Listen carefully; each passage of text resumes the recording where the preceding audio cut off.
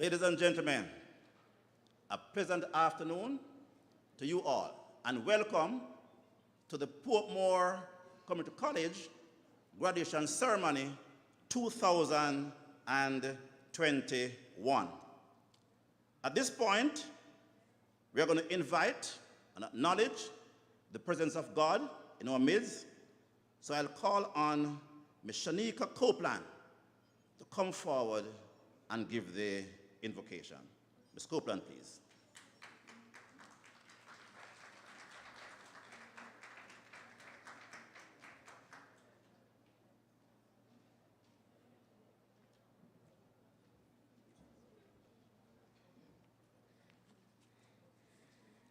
Good evening, everyone. I invite you to join me in prayer. Heavenly Father, we ask now for your almighty hands to be upon us as we celebrate this grand milestone. Today is a graduation, a passage, a completion. Oh Lord, today we pray that all those who have met the challenge and kept the faith to the commitments of their studies.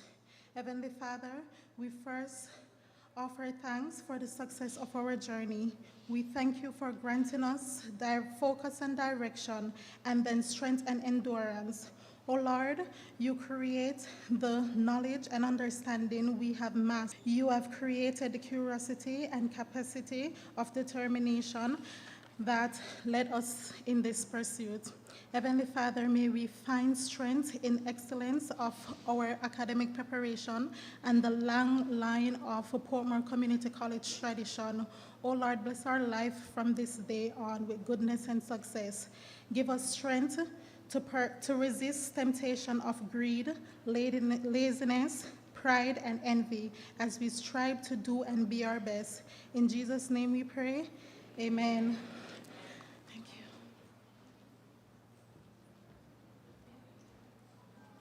Ladies and gentlemen, at the appropriate time, which is in short order, we will have the official welcome being done.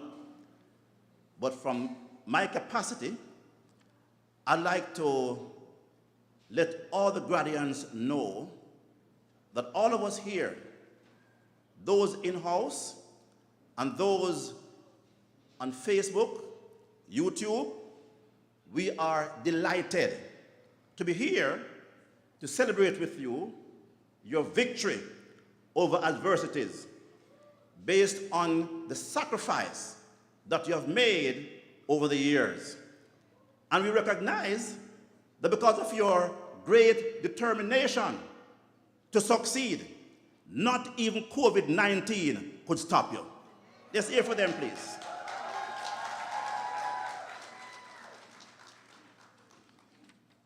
I am now going to humbly ask our board chairman, Reverend Carl Enlin, to come forward and do the official welcome and greetings.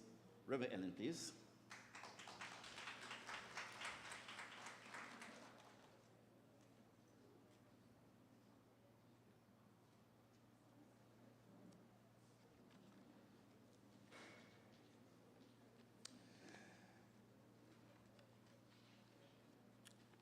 My friends gathered together this afternoon,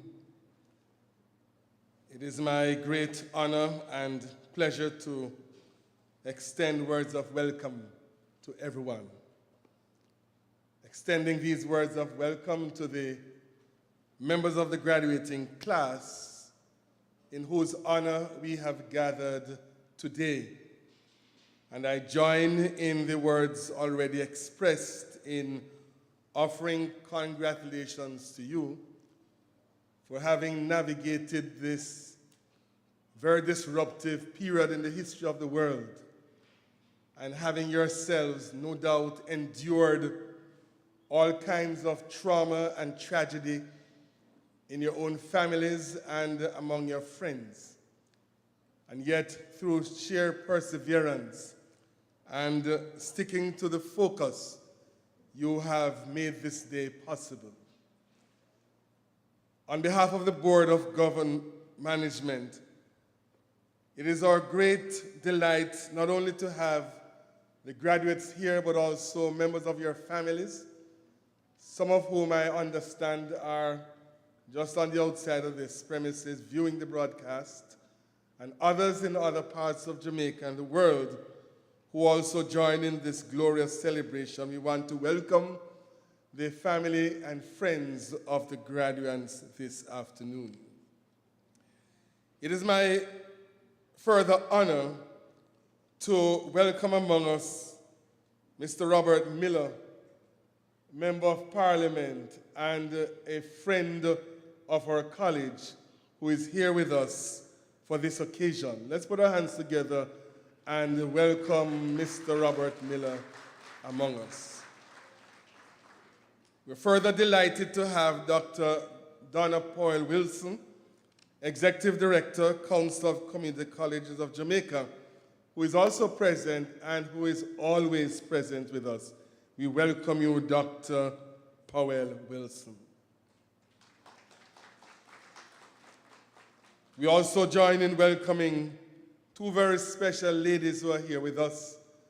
The very first principal, the founding principal of this college, Ms. Shirley Wiley, is here.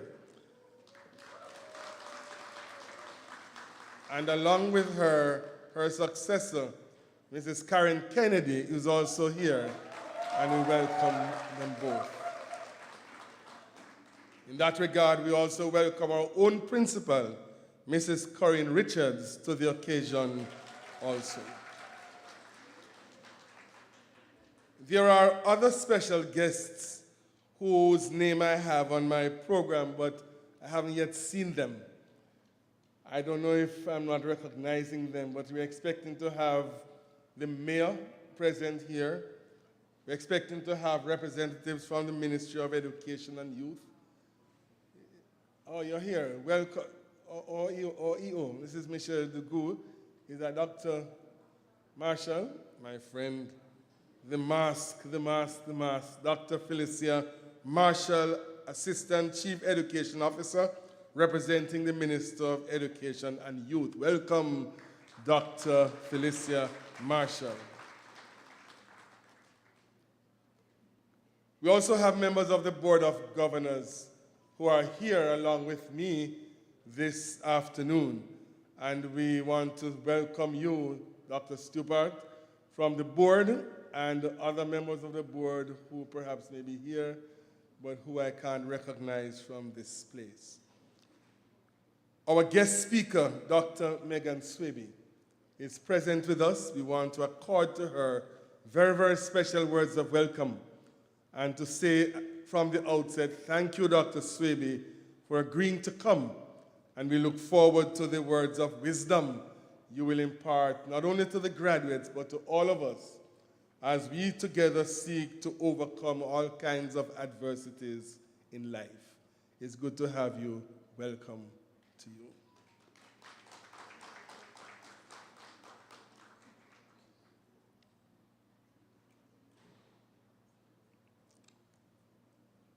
Our gathering this afternoon is a triumph of the human spirit. We all of us who are alive, have had to navigate the dark and deep corners of the COVID-19 pandemic, which is still with us, though it is something to see you all here without masks and so closely seated beside each other. But that tells me you're all vaccinated. We've had to navigate perilous times as a global community. And this college, in ways more than one, have had to pivot and make all kinds of adjustments during the course of the last 2 years. And that kind of success that we have had is to be credited to you students for your unswerving commitment in attaining and achieving that for which you set out. But also, that kind of credit is to be offered to the members of the academic staff and the members of the staff at all levels who themselves have had to make tremendous sacrifices, risking all of us our own health and our own well-being in order to be of service one to the other. This graduation ceremony is being held in the 60th year of independence of Jamaica. And the last few days, we have had visits from way overseas, royal visits we have called it. And there have been a lot of talk and conversations about what others may well owe us, persons of African origin. And the arguments are indeed creditable. But this afternoon, looking across this gathering, what we're seeing is a company of descendants of the enslaved persons.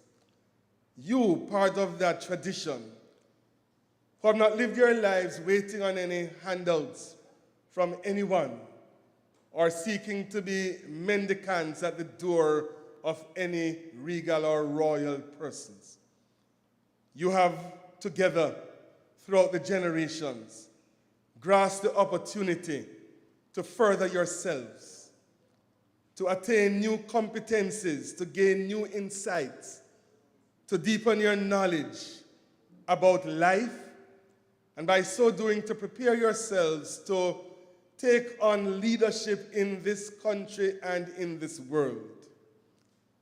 We are all post-emancipation persons, and we must always understand the successes that we have attained as part of an ongoing liberative struggle on behalf of generations yet unborn and generations who have gone before us.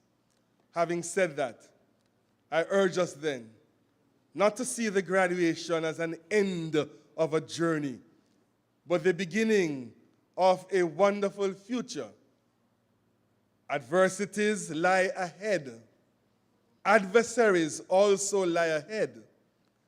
But the kinds of experiences you have had over these 2 years of the COVID-19 pandemic should serve you well as you go into the world, positioned for greatness, accomplishing anything and everything your heart could ever desire. Congratulations, graduates. Have a great evening, and God bless you.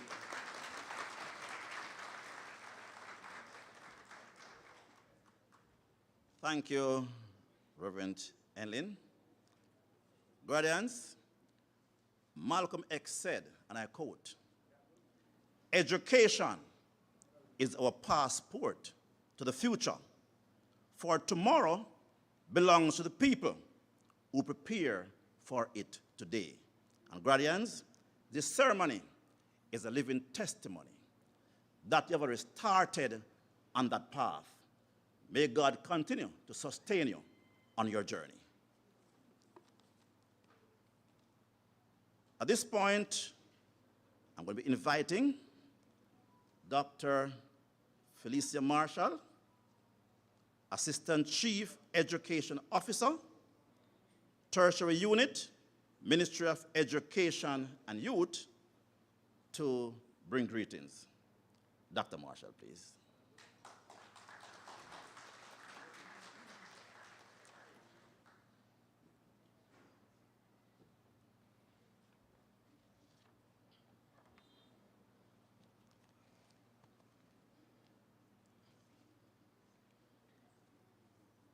Honorable Robert Miller, Member of Parliament, Southeast St. Catherine, His Worship, the Mayor, Mr. Leo Thomas, Reverend Carl Henlin, Board Chairman, Portmore Community College, Dr.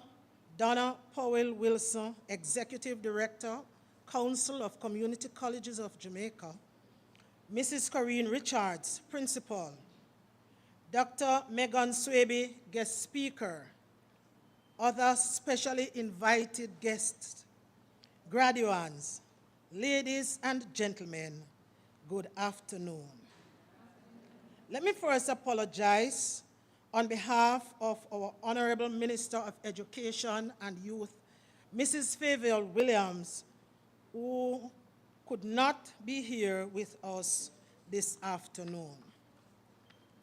I am delighted to extend greetings on behalf of the Ministry of Education and Youth and join in celebrating with the Portmore Community College's graduating class of 2021.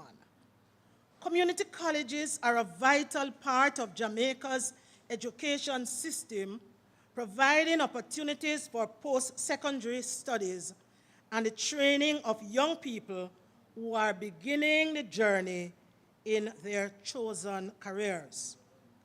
Your work is supported by the members of the Council of Community Colleges of Jamaica, CCCJ, which is a statutory agency under the Ministry of Education and Youth. The CCCJ's specific responsibility is to supervise and coordinate the work of community colleges in Jamaica, which offer post-secondary, pre-university, and tertiary level training to thousands of Jamaicans, associate and baccalaureate levels, as well as a number of continuing education courses.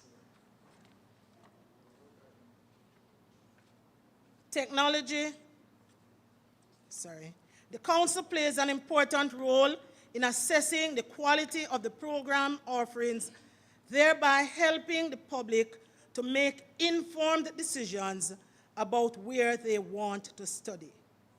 Given the demands of today's world, the Ministry of Education and Youth has been pushing for an expansion in training opportunities as we encourage more people to embrace the concept of learning.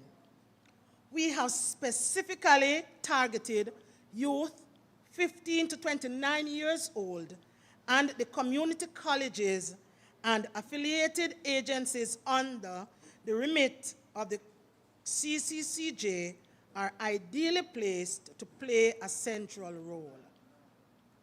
In addition, we have been encouraging our training institutions to review their program offerings to be more relevant and aligned to the practical needs of new ones.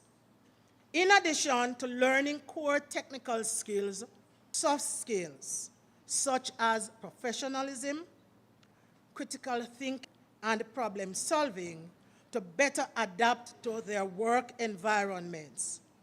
Our community colleges are well on the way in that regard, and the Portmore Community College has been leading the way in many respects.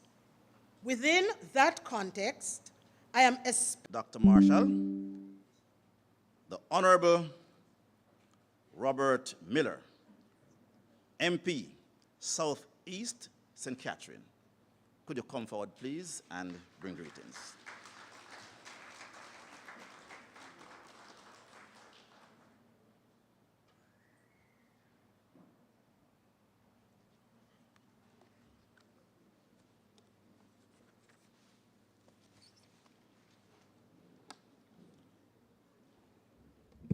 Thank you. Thank you, Master of Ceremonies.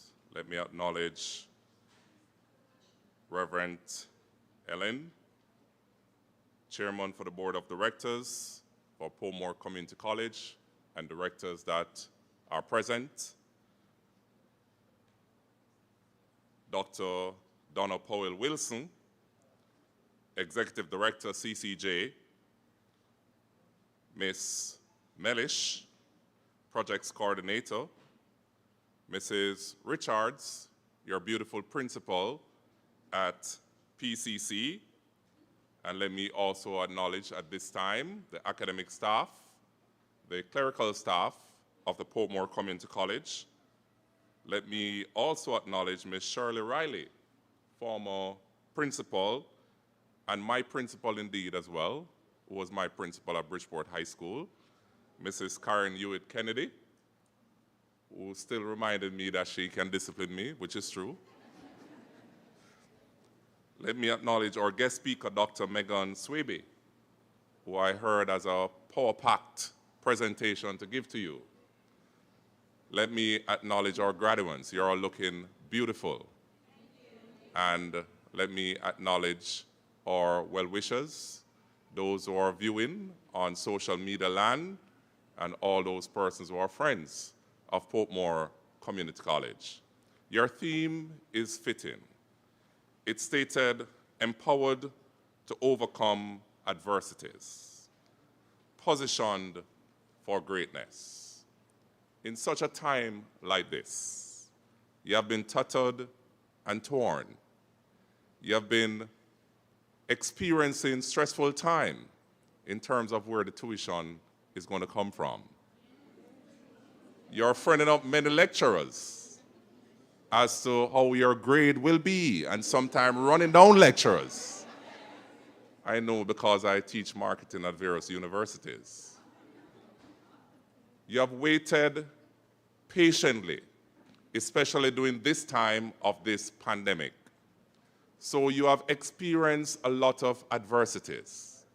But adversities are very important because adversities allow you to be strong. Your call upon a time like this to give leadership in a country that you love dearly, Jamaica, land we love.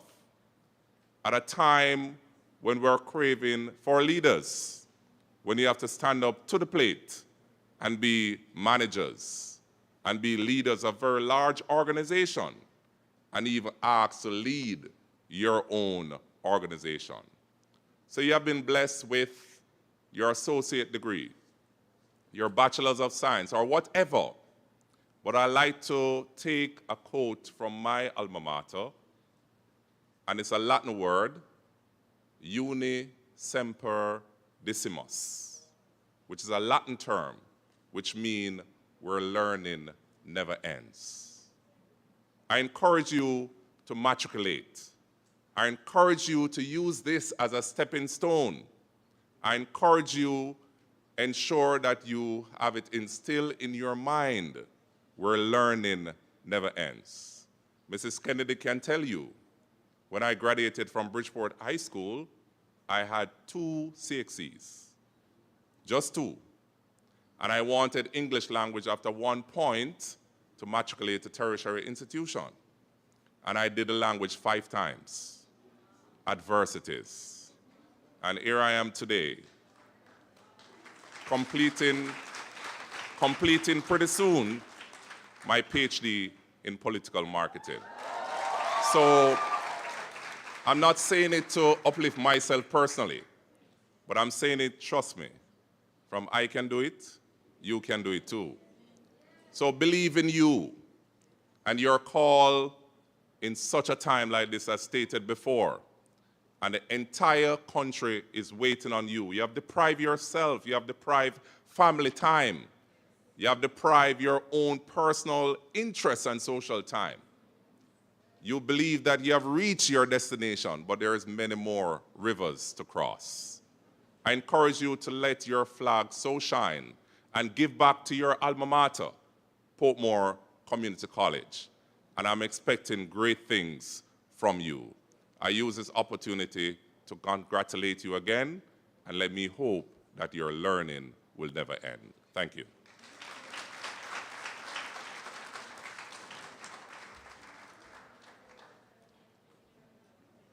Thank you. Yeah, thank you, Honorable Robert Miller. I am now going to invite Dr. Donna Powell-Wilson, Executive Director, Council of Community Colleges of Jamaica, to come forward and bring greetings.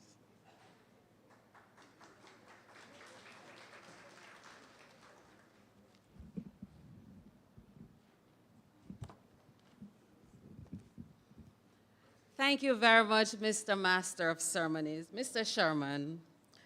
And kindly allow me to utilize the protocols already observed. Good afternoon, ladies and gentlemen. It is indeed a pleasure to be here with you this afternoon. And on behalf of our Chairman of Council, who is unavoidably absent, please accept his greetings. It is like deja vu for me. I'm having a feeling of deja vu. I experience intense satisfaction all over again at every ceremony of this nature, whether it is fully online, whether it is hybrid, as what we're having here now. Some of you are here, and when I checked, there were almost 400 persons on YouTube. So you have your cheerleaders. Clap them, clap them. So persons are out there cheering you on. Graduating class of 2021, Portmore Community College has done great for you. Doesn't matter what happened during the journey, but you are here now. So it has done great for you. Clap Portmore Community College.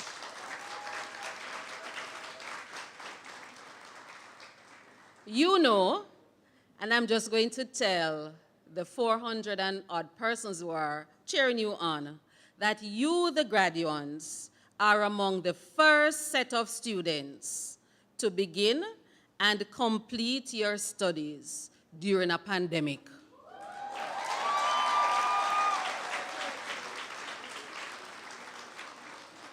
What a journey it has been. Had it not been for the Lord on your side. Okay, apart from the academics, all can testify that COVID-19 brought with it golden opportunities for training and personal development in a global technology-based space. Had it not been for COVID, I don't think, Mrs. Richards, you would have any venue with over 500 persons. But now, more than 500 persons are witnessing your graduation. COVID did that.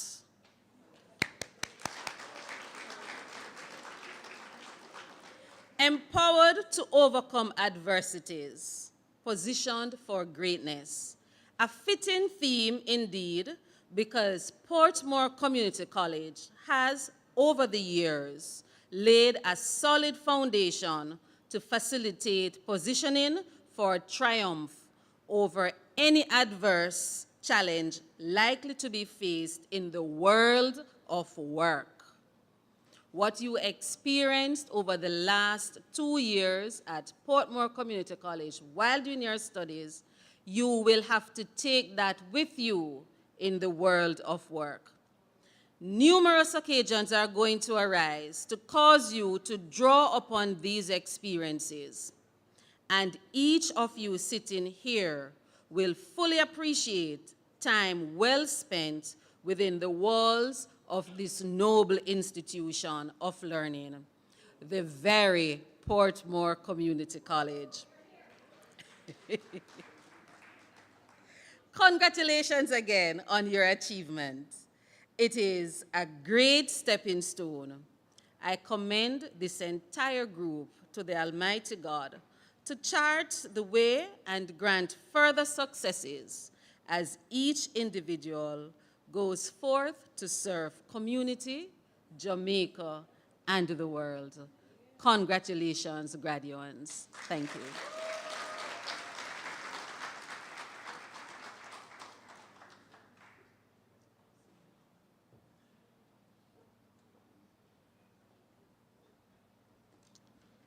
Thank you, Dr. Paul Wilson. I will now invite Mr. Anand Parada, HGS Project Coordinator, to come forward and bring greetings.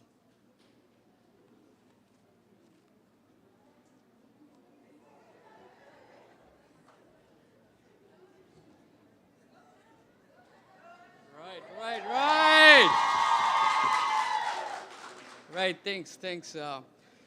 Mrs. Richards and everybody, thank you very much for having me here. Really a pleasure. So the story goes back 2-3 years. Sometime in 2019, if you imagine Jamaica in the middle of the night, all the lights off, and then if you turn on every single light of a corporate training room, you'll probably see thousands of lights, right? This is empty corporate training rooms, unused in the evenings. So we had about 25 training rooms. And so I was like, why can't this turn into a college, right? Why can't our employees work and then maybe study? And through this, can we bring down the cost of education by 50%? And Mrs. Richards could see the vision. And today we have the first class graduating, so I'm excited. The dream came true.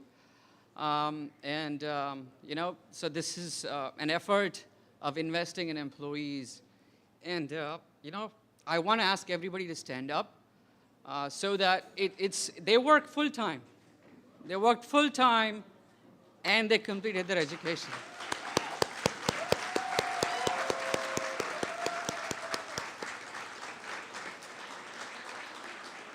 Thank you, thank you. And I urge every corporate in Jamaica to continue to invest in their employees, further their education, and help with their potential. My parting words, everybody, most of them, always want to grow in their life, right? What is growth and how do I get growth? I will leave you with 2 questions to ask always, all your life, if you want to grow. If you want to grow as a parent, as a daughter, as a professional, as whoever. There are 2 questions that'll tell you whether or not you will grow. Question number 1, let's say you ask this every year, every 6 months, it's up to you. Has your ability to give more increased? Give more of what matters to society, what matters to people, what matters to your work, what matters to your family. If your ability to give more has increased, and the answer is yes, over a period of 12 months, and the second question is, are you indeed giving more? If the answer to these 2 questions is yes, growth is unstoppable. Nobody can stop you from growing. If the answer is no, then you know, it's in your hands. So today, by investing in yourself, there's a resounding yes to the first question. You have enhanced your capability to give more to the world, give more to Jamaica. I urge that you work on answering the second question as a yes. Put everything you have in you to give more to your families, to the society, to the country. Growth will be unstoppable. I wish you all the best. Cheers.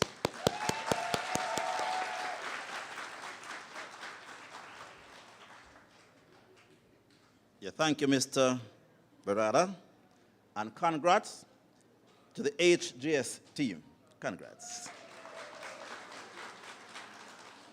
To my wonderful audience, both those in the house, those on Facebook, YouTube, we have been blessed so far with some very relevant, timely, and powerful presentations. So I think you deserve now to be entertained. And so the PCC dance group will be entertaining us now with a dance. Let's hear for them, please. PCC dance group.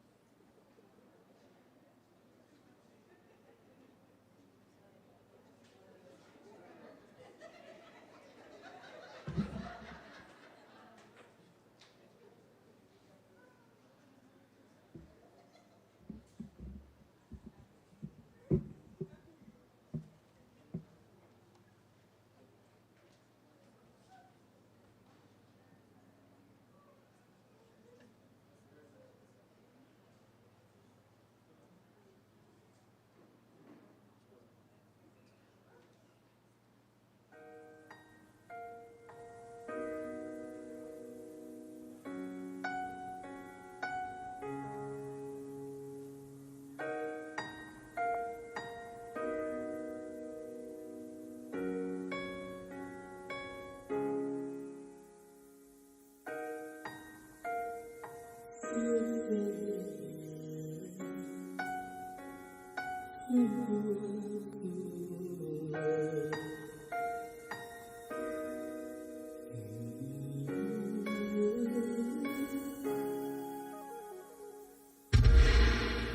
used to be so broken, lost, and deep.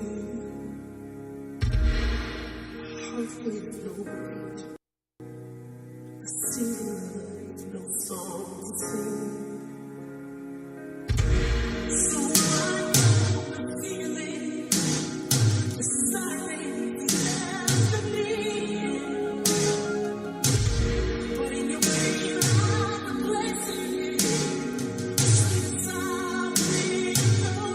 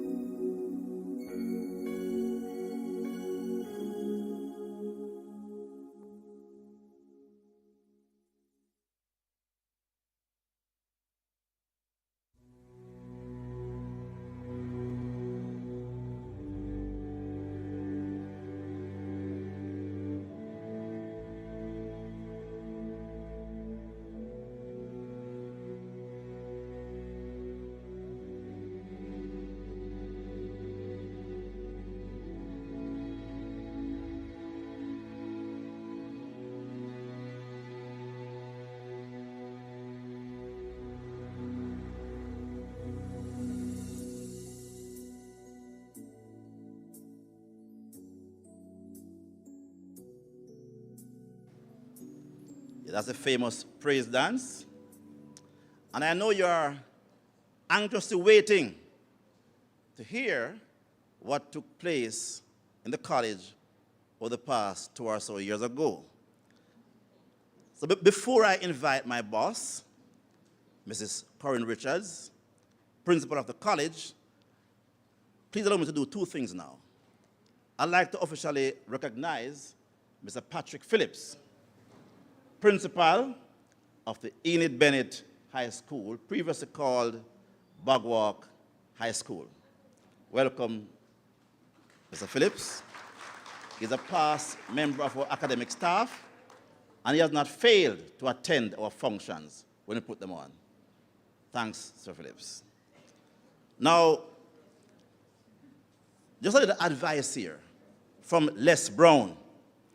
Les Brown said, and I quote, "Accept responsibility for your life. Know that it is you who will get you where you want to go. No one else." Les Brown. Madam Richards, could you come forward, please? Principal's overview.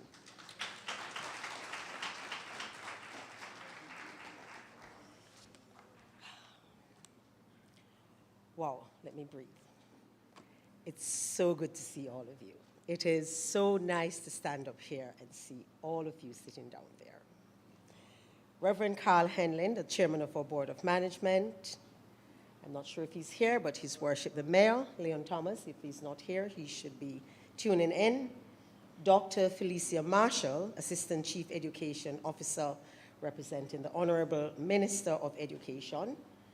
Mr. Robert Miller, our Member of Parliament. Dr. Donna Powell Wilson, our Executive Director of the Council of Community Colleges of Jamaica, and of course, Dr. Megan Swaby, our guest speaker, other members of the Board of Management, my colleagues, academic, administrative, and ancillary staff. Ladies and gentlemen, and most importantly, our graduates, good evening. What a day, what a day. It is so good to see this day. We started off on almost as if we were in a whirlpool. We knew not where we were going. We thought sometimes we were swimming and that we were on top of the water, only to be hit and tossed and thrown back under the water. As Charles Dickens says in his famous novel, The Tale of Two Cities, it was the best of times, it was the worst of times. It was the age of wisdom, it was the age of foolishness. It was the epoch of belief, it was the epoch of infidelity. It was a season of light, it was a season of darkness. It was a spring of hope, it was the winter of despair. I am sure that we can all relate to those feelings. When we were going about our normal business, only to find that this thing came and we were told, lockdown, stay home, don't get it, because if you do, chances are you will die. And so in 2021, when COVID-19 hit, and our government says we have a crisis, and the World Health Organization says we have a pandemic, we had to change immediately. No warning, no preparation. And so we did what any good team would do. We met, and we looked at what existed, and we said, we must make a plan. And plan we did. Of course, like most plans, when you're shooting in the dark, some things will work out and some things won't. But we did plan. And what was our vision for that time, 2020-21, was to provide quality, applied education for a changing global environment. We didn't know what it was going to change to, but we do know that we had to prepare our students. So we decided we needed to focus on some things. It could not be business as usual. And so we decided to choose 6 main areas, and then we brought it down to 5. And these include our student enrollment. Notice, you were first priority. What are we going to do about our students? We must ensure that students continue to enroll in our programs and to continue their course of study. And whatever it was going to take, no matter how many times we were going to fall, we're going to try to provide you with the best education possible. Of course, we can't do that if we do not have the manpower. And so staff development at every level was the next goal. We must ensure that our staff, academic, administrative, and ancillary staff, are prepared to meet the challenge. Again, we were shooting in the dark. But we believe if we study the data provided, if we applied strategic and critical thinking, we should be able to come up with a solution. And then, of course, what is the core business of the college? Teaching and learning. That's what we do. That's why you came to us. That is what we're called to do. That is what we get paid for at the end of every month. And so we had to look at how do we now modify our teaching and learning to offer you the best opportunity to learn. Of course, we were not there, but at the same time, we needed a certain amount of physical and technology infrastructure. And boy, this one hit us hard. Our campuses was in no way prepared for this.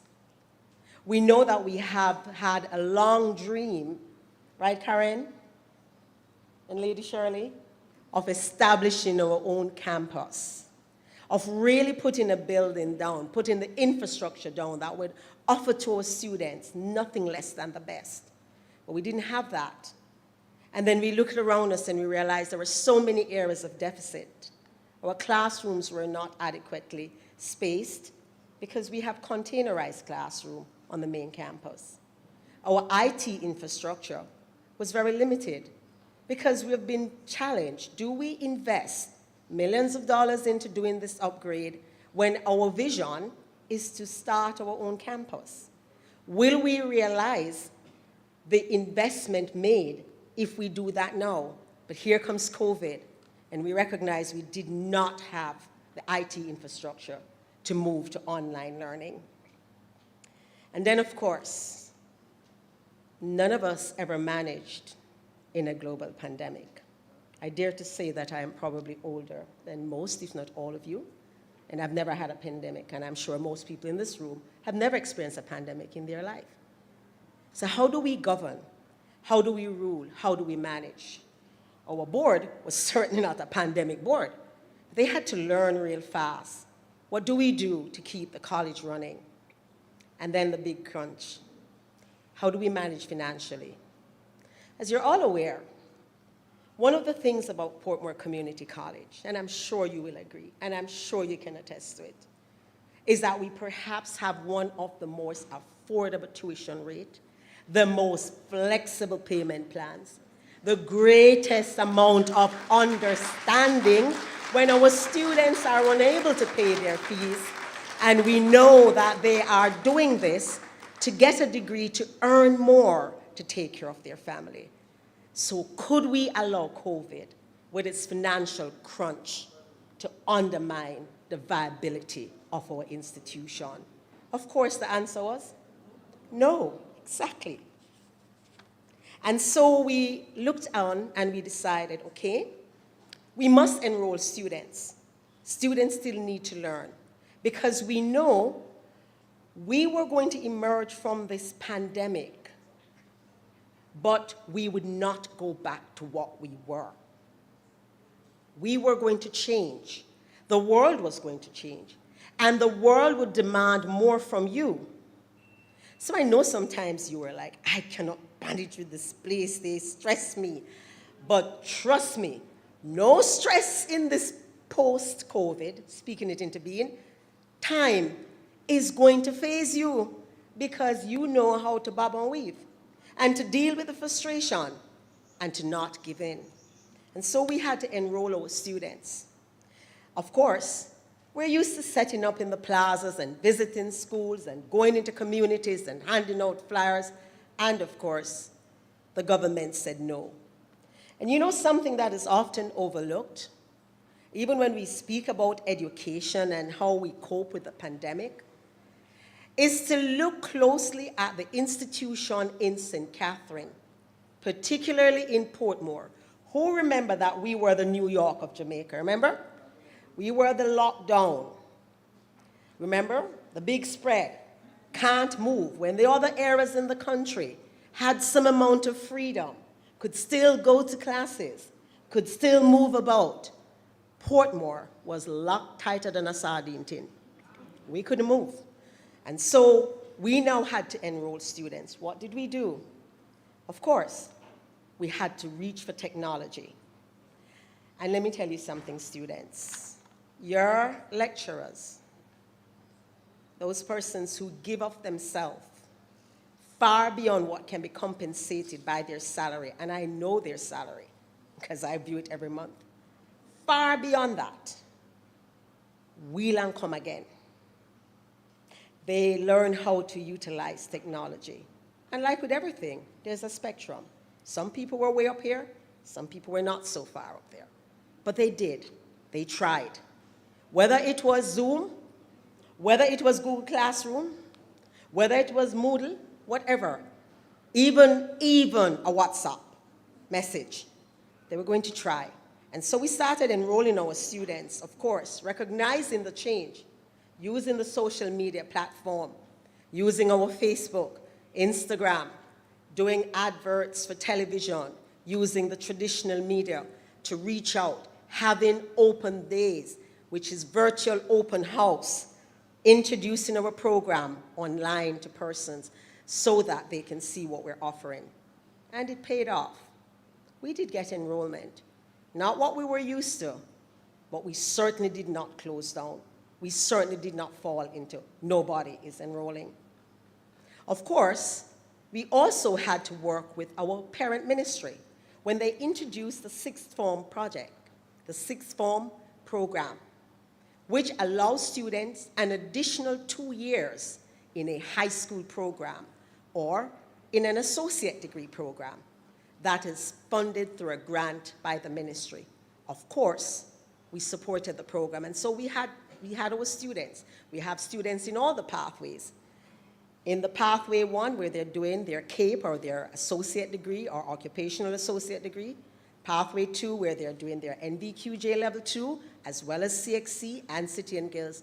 And some pathway 3, where they were trying to catch up because they were lagging behind so many years. And so we were there. Again, my colleagues had to make the adjustment. They were, after all, college lecturers for many years. But we brought them in, and we worked with them. And so you will see on the slideshow what our enrollment looked like during the period. Of course, our business department, which is always our biggest department, had 235 students. Restaurant operations, which is an occupational associate degree, a new degree that we introduced. Yes, we did introduce new degrees during the pandemic. That's how we are. We don't just give up. We try something new because we recognize that many students were leaving high school and needed to continue studying, right? And that was their area. So we had 9 students.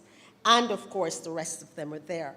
Our computer programs, our criminal justice, our engineering, architectural, and those are our enrollment numbers. We also know that perhaps the largest part of the college, ladies and gentlemen, and I'm sure that most of you sitting in front of me would fall into that group, is our part-time group. As Anand said, those are the persons who work hard during the day, and when they want to sleep and they're tired and they're stressed, must sit up for many hours and pay attention and not fall asleep. And the children need their homework to be done, and dinner needs to be cooked, and you need a couple hours rest. But nonetheless, you persevered and you stayed. So our part-time program, yes. Our business department, again, leading 429 students, social work 127, management information system 50, computer services and electronics 17, computer application and business studies 36, and so forth on there. And then, of course, guess what grew by leaps and bounds? A testament this evening to the fact that you found something good. I don't care how notorious you are sometimes. You found something good and you stuck to it, right? Did the associate degree and you decided, we're going to finish the bachelor's. And I'm very proud this evening to say this is perhaps one of the largest group of bachelor graduates I've seen since I've been there for 7 years. Give yourself excellent work. Yes. And so we have our graduates, of course. We also have our part-time students. And so while we took students in, as I said, we had to move everything online. So we had virtual orientation, specific thanks and kudos to Mr. Sherman and his team in the Student Service Department, to our heads of departments who organized virtual orientation for the students through Zoom, small group meetings, so students could become au fait with what happens at a tertiary institution. We also recognize that many of our new students coming in knew nothing about online learning. After all, we're used to going to school face-to-face. And so here we are talking about this remote learning, online. How am I going to manage? And so we had to spend time, sessions after sessions, to train students how to navigate the virtual learning space. That is, using Moodle, logging on to Zoom, participating in class, going into breakout rooms, making presentations online. And let me tell you something, I was very pleased, and I'm hoping that we can share some of these at a later date. I was so heartened, so in awe of you, my students, when I sat into some of those seminars that you put on online. How proficient you had become, looking at hundreds of persons joining in our finance seminars, and participating in our marketing seminars. Top notch, second to none. Government don't need to go overseas for no overseas experts. We have them here. And many of you work in government agencies, am I correct? Yes, you do, I know. You are the foundation of our country, and you support our government agencies. So you need to tell them, when you need to do some training, sir, we graduates of Portmore Community College can handle this for you in the virtual space, anywhere in the world you want us to project it, correct? Of course. And so we continued. Of course, as I said, we focused on our staff development. And so as senior managers, we had our retreats. We discussed how we were going to strategize to make things work. We helped to motivate each other by knowing that sometimes we were going to miss the mark. And we would have to come to you and say to you, we're sorry, our students, we missed the mark. We tried this and it didn't work out. We acknowledge that we have missed the mark in this time. And you know what I'm talking about, right? You know, and the grades were sometime late on certain things. And we accept it. But I'm sure that as time progressed, you saw that we got much better in handling some of these challenges. And so the staff themselves had to be trained to teach online. And this is where they excel. They created videos. They created learning videos. They managed to manipulate different things. They became experts. And right there, ladies and gentlemen, at no additional cost to the government, at no expensive expenditure, our staff at Portmore Community College have become, the majority of them, first-class online instructors in developing content and delivering and in doing online assessment. I expect to hear a bigger clap, you know, because most times there's a lot of money to train people to do this and years of training. But we did it in a very short time. And here's the thing, we had to practice it while we were learning it. So we were learning it and we were using it, yes. So we had no time to lose. So we had developed our online videos, and here I have to make special mention of Mrs. Kim Wilson, who spent a lot of time developing videos to put on our iSIMS platform so students had a reference point in collaboration with others that put these things together. Students, we took a hit. It was hard on some students. particularly those students from the rural communities, particularly those students from the Old Harbor region, where sometimes internet connectivity was so poor, and many times they were unable to log on. Some of our younger students who, they were just not managing this online learning. Plus, they were now moving over from high school into tertiary, and so they had challenges. And so I have highlighted some of the performances in 2020 and 2021 in, of course, our NVQJ Level 2. And so we see we had hospitality villas and other services. And just to tell you that many of these students know, the majority of these students are now pursuing either an academic associate degree or the occupational associate degree in restaurant operations. So although it was hard and they struggled, they still managed to qualify to move on to an associate degree. That way, fulfilling what is one of our mandate to support the strategic direction, to ensure that our workforce has at least an associate degree. And then, of course, as you know, we have a pre-college department. And our pre-college department assists students who would not have met our matriculation level for an academic degree. Or they're young, they finish fifth form young, and they wanted to pursue more CXCs. And so they come to us, and they would have done that. We recognize that we have some areas that we have to work on. However, given all the challenges where we were not able to get these young people on campus, our results are not as bad, and they're stated there. Administration, we had 100% pass. In IT, which is one of the areas we've always excelled in CSEC, we had 84% pass. And of course, POB, 85. So you know our business department at us, boom, right? You know it just takes, but we are coming up with some new strategies to engage our students to improve in those areas. Nonetheless, given the fact that many of them were unable to come online, come on campus, and we recognize that the mathematics-based courses were the most challenging for students who had to work online. But of course, we try to equip our lecturers as best as possible. But we're getting better at it, and better and better. So overall, for our full-time students, most of them will come in and enroll in at least 4 CSEC subjects with a view of matriculating in an associate degree. And so you will see there our percentage from CSEC.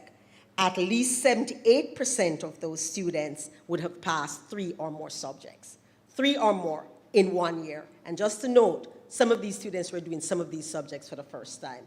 And we didn't even have a full year. And 22% of them would pass 2 or less subjects. And then, of course, there was CAPE. Our CAPE numbers went down a bit because, of course, students were being enrolled in their high schools to do CAPE. But nonetheless, we offered our CAPE courses, and our students did well. In fact, one of our students, I believe, was placed in one of the highest ranks in the Caribbean. So we worked there. Now, the associate and bachelor's degree for the years 2020, that is, students who would have been ratified by the colleges of Jamaica, grants our degree. And therefore, in order for you to actually get that piece of paper, certificate with a degree, you have to be ratified. The council has to go through your grades. They have to make sure that you met the matriculation level. They have to make sure that you pass all your courses and you would have fulfilled that requirement. And of course, for the 2020 year, you would notice we have students, and this is not the entire cohort because of course some people are maybe doing over courses who got the associate degree, and 63.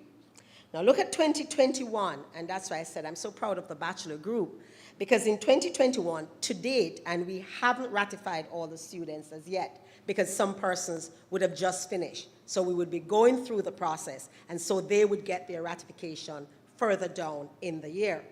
But what we see, 174 students, okay? And this is remarkable because you would have completed. And let me tell you, when I was very proud because I sit on the ratification, I had to sit one side when it's Portmore, but I couldn't help beaming when I saw the amount of honors that we have. So yes, everybody, we do have honor students here, yes. And our associate degree, and we have our associate degree. But we didn't roll over and play dead. So sometimes we were not in the limelight as others may have been, but we were working hard and quiet. And during that period, we also developed a degree. The computer department, led by Mr. Desmond Grant, decided the Bachelor in Science in Computer Application and Business Studies, and the Bachelor in Science in Computer Engineering Technology. And those programs are now owned and offered by the CCCJ. In response, working on some more, because our market research shows that many people who have a bachelor's or an associate degree working for many years recognize that in the virtual world, you can have more than one job. And so they want to upskill. And so stay tuned. We have a brand new set of certificate courses that are coming out. One of them is with an international institution from Great Britain. And this is really for persons who are working in terms of honing some of your skills that are needed. As usual, it's not going to cost you much more than if you'd pay to do a redo a course, all right? And that will give you an internationally accredited, recognized certificate. You will hear more about that. It will come on stream in the summer. And so we have, but I would also like to say that while all of this was happening and we were being tossed and turned, we ensured that our degrees are recognized locally and internationally. So when you get your certificate, ladies and gentlemen, you can hold your certificate up and say, this is accredited by the University Council of Jamaica, the same as yours, and we less than 1/3 of the cost. Second to none. Please remember that. Promoted in the media, don't forget to say, I earned my degree at Portmore Community College. Yes, because it is not a piece of thenke degree, and it is just as valid. Thank you very much. All our degree programs that you would have participated in are fully accredited, all 11 of them, by the University Council. And we did that during COVID-19. Yes. Of course, though we didn't have you on campus, we still recognized that we needed some infrastructure development. And so while we were there, we also had to continue some infrastructure development, limited though it was. And so we would have improved some of the facilities. This year, we have earmarked our nursing department, which will expand into nursing and allied health, because we're speaking to some of our partners. You know that nice gentleman who was up here? You know that gentleman who was up here? You don't know him? Emma? Anand? Yes. So we know what the market wants, so we are expanding.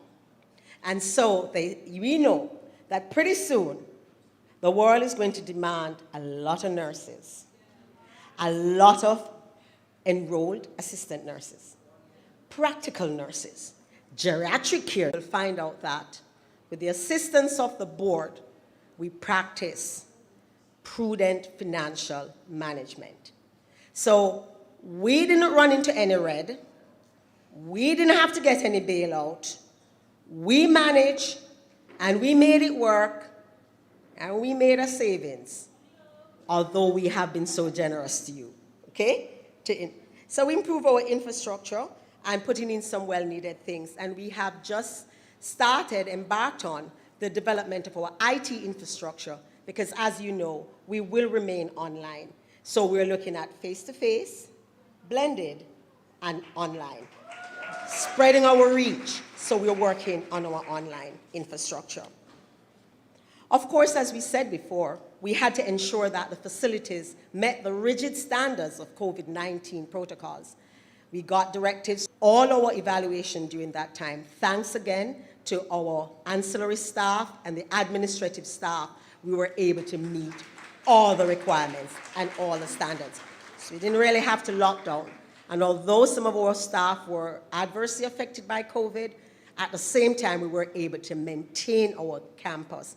And thank God we were able to come through without losing any of our loved ones. So we were, of course, now is the biggie, because we're coming into a new year, a new academic year that will see new things, greater things, and I hint at some of it. And so as we move into this academic year, the Board of Managers have already embarked on this forward. So we have been guided by a board of management that has been hands-on, very supportive, been there for us, need to move the college forward. And of course, couldn't do it without our senior management team. Students, I could not end this evening without saying how absolutely proud and grateful I am, all when them think me miserable sometimes, I am of my colleagues who have worked steadfastly. We have literally a management meeting every Monday. We organize when things not going right. We disagree with one another. Occasionally, I'll vex with one another. But we come back to build what we consider to be this institution that was started by Ms. Shirley Wiley, bequeathed to Karen Kennedy, and has given to me for a short period. I will continue to serve to the best of my ability. Diversity breeds is made perfect. In other words, there are some times when you have no more strength, but if you trust in the one who created us, he will be the strength you need. Congratulations. I am so proud of you. You did it, you made it, you worked hard, and this is your evening. I say a big thank you to the families and friends in social media land who have supported you. I know they wanted to be here with you. Your children, your spouses, your parents, friends, brothers, sisters. But we understand, right? Your degree. Man, the rest of things, you can manage. Well done.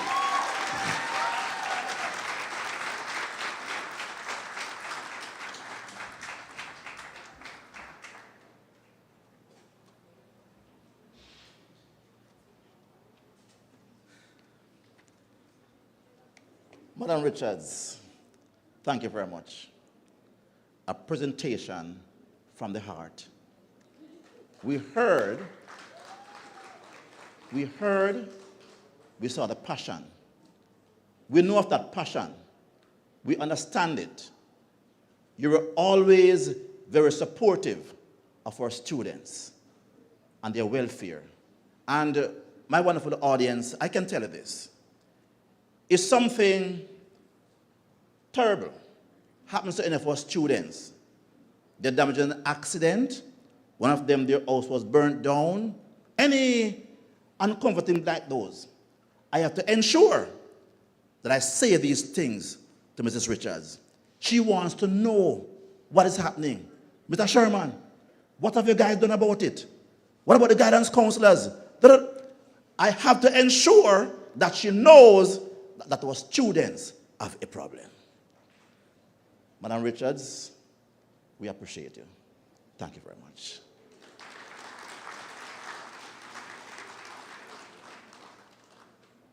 My wonderful audience, we are now approaching the big moment you've been waiting for. But please, you still have to wait a few more minutes before you get there. And we are going to prepare you for that moment. So right now, let me invite Miss Atisha Harvey to come forward and introduce our guest speaker.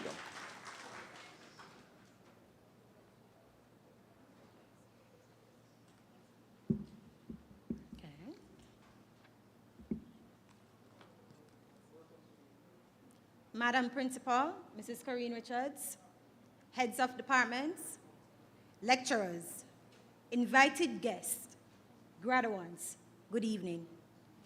It is with great honor that I have the privilege to introduce the guest speaker for today. A lecturer in the Department of Psychology and Counseling and Allied Services in the Micro-University College. A clinical psychologist with areas of specialization working with people who have experienced trauma, childhood depression, and stress management issues. With experience that surpasses over 2 decades in guidance counseling and psychology, designing and implementing clinical treatment plans for numerous behavioral and psychological issues. Her impressive resume is self-explanatory, highlighting how well knowledgeable and experienced our guest speaker is, which makes this graduation class of 2021 privileged to address us today. A woman of God, a lover of nature, a motivational speaker, and a mental health advocate who is passionate about helping others. Ladies and gentlemen, please join me as I welcome our guest speaker, Dr. Megan Swaby.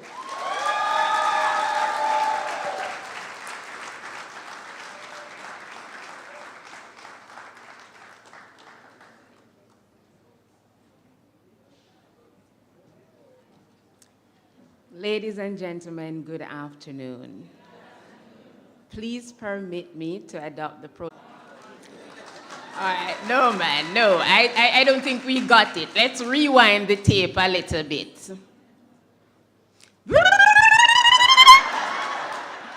And let's play. Congratulations to the graduating class of 2021.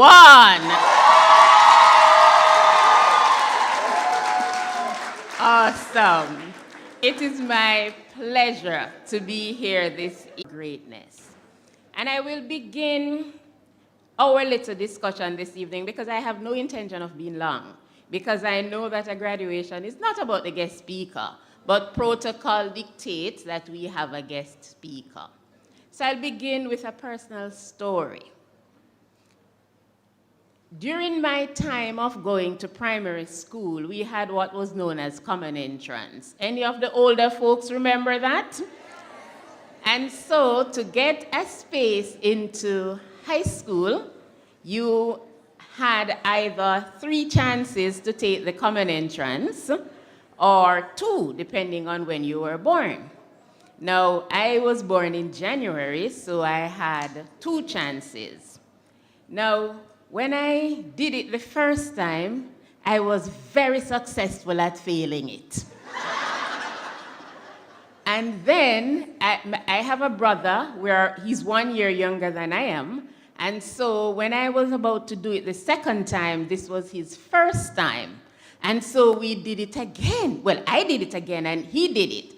And of course, he passed. And again, I was successful at failing it.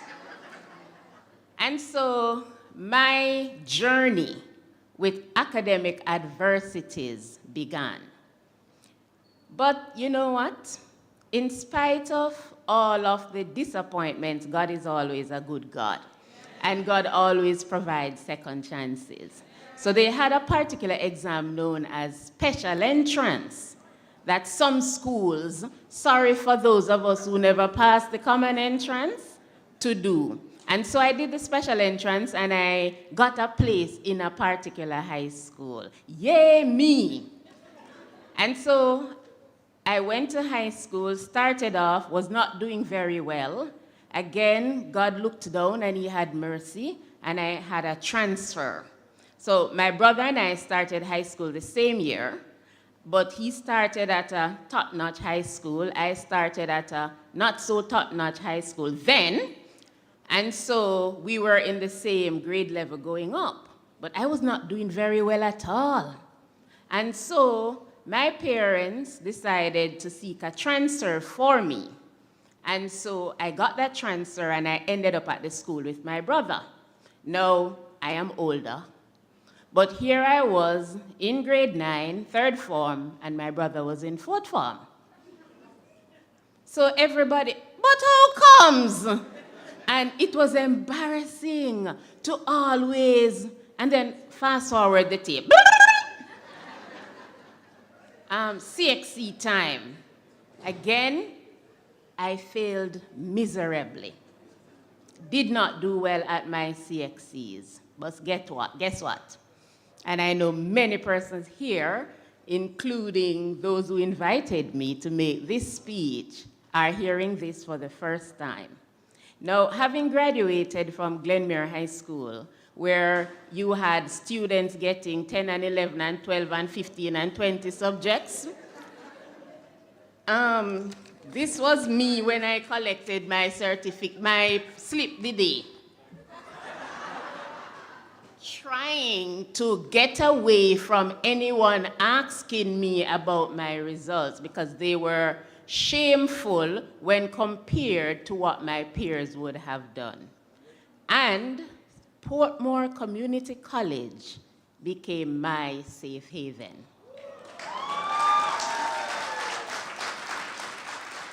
I entered Portmore Community College at some point in my journey, and I was able to pass maths and physics, and that for me restarted a journey that helped me to understand overcoming adversities, and having been equipped with the skills to overcome adversities, it now helped me to understand that I was positioned for greatness. Now, in 2019, I graduated with my doctorate in clinical psychology. Thank you. And I graduated with a perfect GPA. So it means between common entrance days to doctoral studies, something happened. Something happened and some changes took place. And I want to use that as the context for my next 5 minutes that I am going to be sharing with you before I take my seat. What was it that took place that made such a difference? And I suggest to you that it is my belief system. There is a relationship that exists among what we believe, what we think, how we feel, and what we do. Don't miss it. Our beliefs, what we believe about life, what we believe about God, what we believe about our family, our friends, and more importantly, what we believe about ourselves will form the basis of what we think. And what we think will determine how we feel. We are not always aware of what we are thinking, but we're always aware of how we are feeling. So you remember when you had that group assignment and one group member would not do his or her work? Don't call any names and don't look at anybody. And you just feel cross and miserable and all of that, all of those feelings were coming from your thought processes. You remember again when you got that grade that somebody did just put your name on the project even though you never hand in anything? And we're being honest here, and you thank God maybe one of the best grades you got at PCC, and you felt so relieved and thankful. And you say, boy, this person is a good friend. Boy, a friend in need is a friend indeed. There you go. So there's a relationship that exists among our beliefs, our thoughts, our feelings, and our actions. Now, how does this apply to our theme this evening? Empowered to overcome adversities, positioned for greatness. I have decided that I am going to use 2 stories to bring this point, because if it's one thing about us as Jamaicans, from we little so, we start hearing about stories and the meanings. So my first story goes like this. There was once this big mother chicken walking around the barn. Quack, quack, quack, quack, quack, quack, quack, quack, quack. You're not quacking with me, graduates. Quack, quack. That's a duck. Okay, you see? I was testing if you deserve the degree, if you knew the difference between a chicken and a duck. So you deserve your degree. But anyway, the chicken went on and it saw an egg. And it was not sitting where the other eggs were. And it said, but this is strange. All the other eggs are over. You know what? I don't worry myself about it, you hear? Let me just pick it up and carry it and put it back where the others. And so it did. And in the days and weeks that followed, it was time for these eggs to now turn into chickens. And so the process happened. But the mother chick noticed something. From all the chickens came out, there was something that looked different about this particular one that came out of the egg that she found where it should not have been. He said, no, this pitney weird from even before him come out, him weird. And so it was, that as they grew, there was always something different about this chick. And every day it would say to the other chickens, you see, one day, I am going to fly away from here like those big birds I see up there. And the other chickens would go, yeah, idiot. You ever see chicken a flying away? And they would laugh at it. But the day eventually came when this chicken, it climbed up on the barn and it said to itself, this is the day I am going to prove to them. And it went, me, I'm going to fly off. And so the others were down there watching. And so it went 1, count with me, 2, 3, and it went zoom, boof. It fell flat to the ground. And the other chickens laughed, ha, ha, ha, ha, ha, ha. And they laughed. And it was covered in cuts and bruises, and it was sad, but the mother chick came and nursed it back to health. And very soon, it started saying again, I am going to try again. I am going to try again. And the day came when it tried a second time, and it went zoom, zoom, zoom, zoom, zoom, zoom, zoom, boof! But this time, what was different is that it stayed up a little longer. Went through the process of healing again. And then finally, on a third attempt, when it decided to try, it went up and up and up and up and up and flew away and never came back. You know what they found out? This chicken was never a chicken. It was always an eagle. And while it knew within itself that greatness was in it, other persons did not. This evening, I am saying to you, no one knows you like you. I brought with me a pencil. And I remember reading this story about a pencil. And one of the things that it says about a lesson we can take from a pencil is that the most important thing about the pencil is what is on its inside. A pencil is useless without what is on its inside. This evening, it is all well and good for all your family members, the institution, and everyone to come and say to you, you are positioned for greatness, but you need to believe it.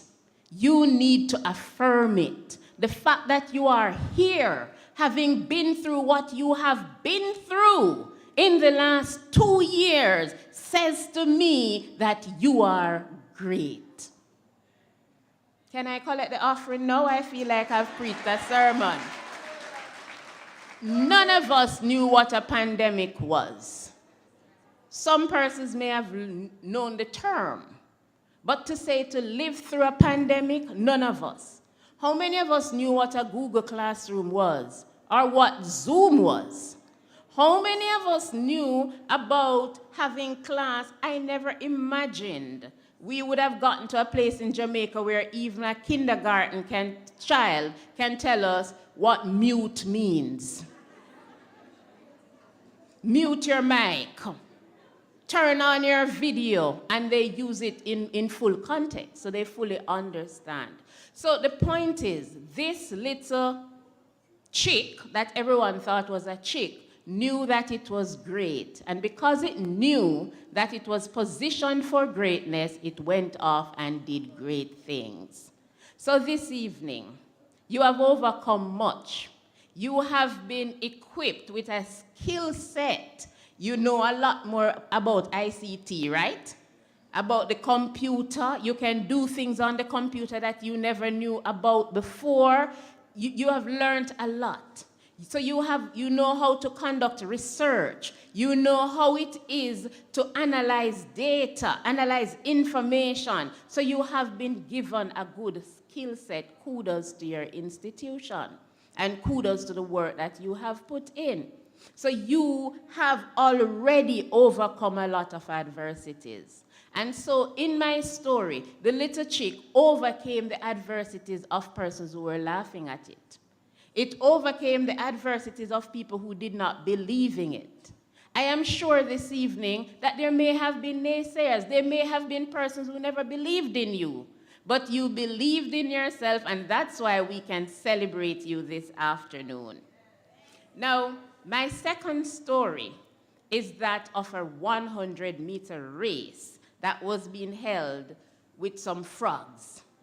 And so the race was that they had to hop 100 meters, and then at the end, they had to climb a pole. Now, the race started.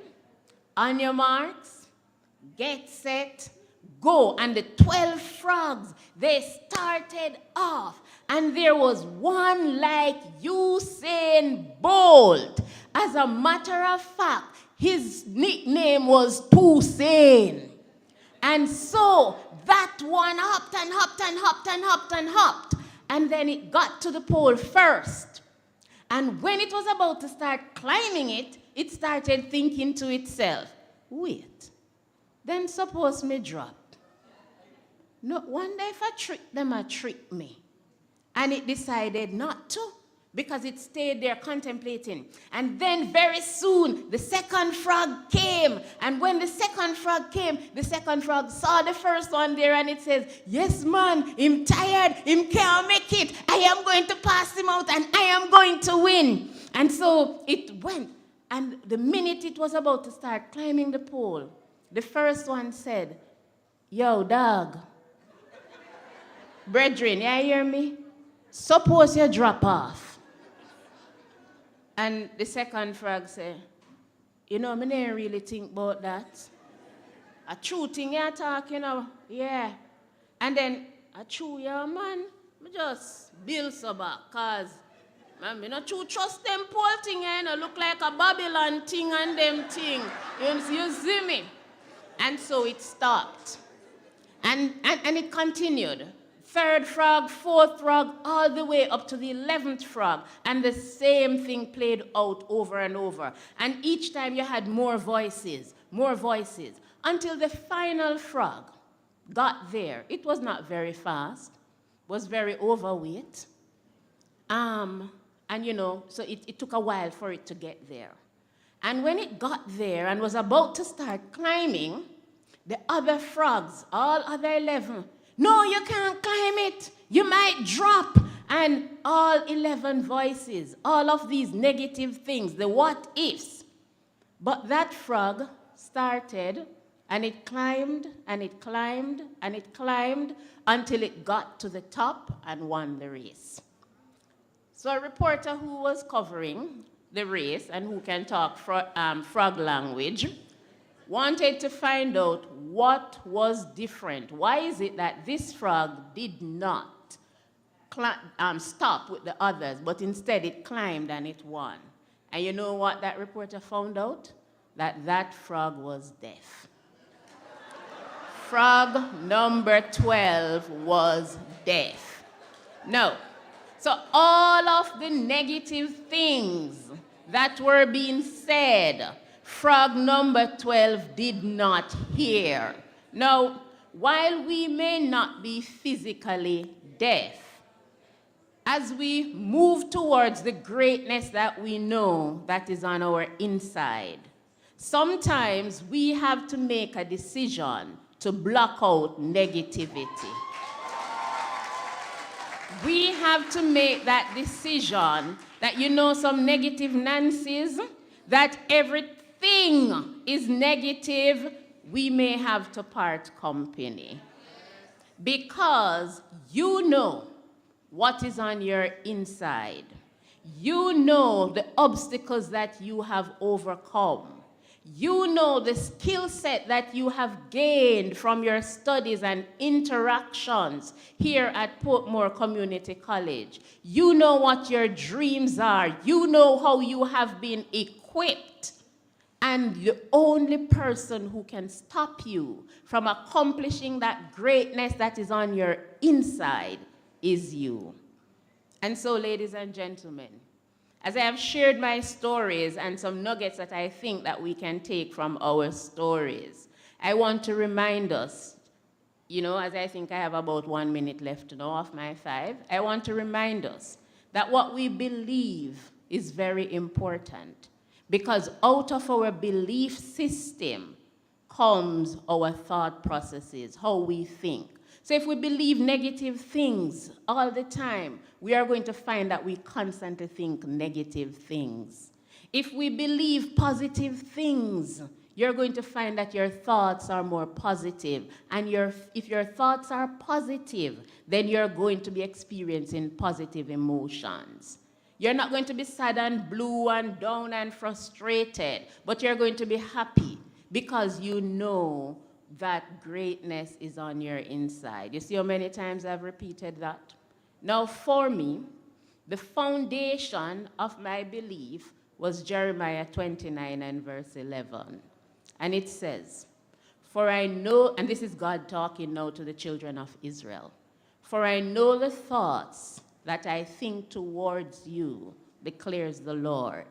They are thoughts of good and not evil, to prosper you and give you an expected end." I am encouraging you this evening to take that with you. Remember and think about it. Obstacles will come, but it is what you believe, what you continue to believe, even in the face of adversity, as you have demonstrated by going through the last 2 years. It is what you believe that is going to make the difference. And with that, ladies and gentlemen, I congratulate you again. I congratulate the staff. I listened to the principal's report. Kudos to your institution. Awesome work. And I wish for you well as you continue on your academic journey. Dr. Sebi.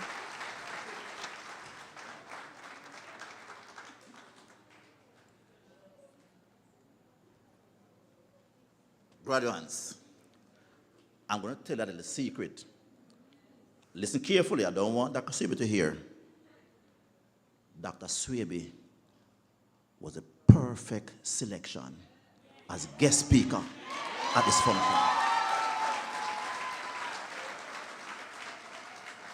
And no more secrets. Mrs. Tracy Ann McDaniel Walters was given the job to say thanks. Please come forward.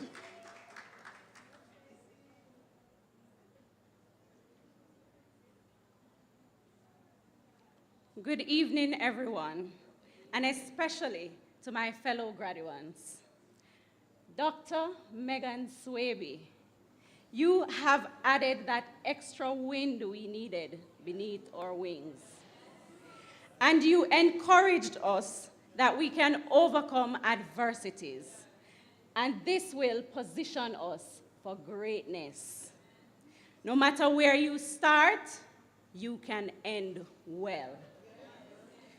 Belief will form the basis of what we think, and what we think determines how we feel. Know your greatness, she said, and believe it. It's inside of us. We are great, so we should think great things. Thank you. Thank you, Dr. Swaby.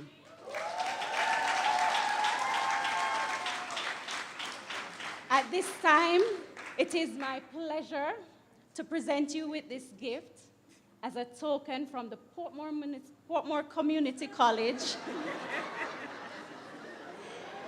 and the prestigious graduates of 2021.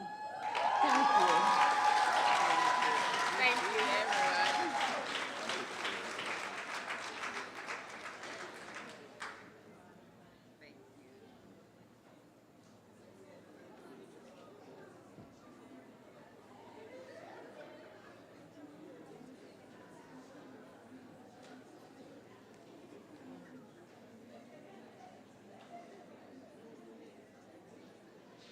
to our wonderful graduating class. Up to this point, you have been referred to as graduates. In short order, you will be referred to as graduates when you have received evidence of your success. So right now, I'm going to invite some special personnel up here at this time. Dr. Donna Powell Wilson, could you join us on the platform, please, on the stage? I'm going to invite Reverend Enlin, our board chairman.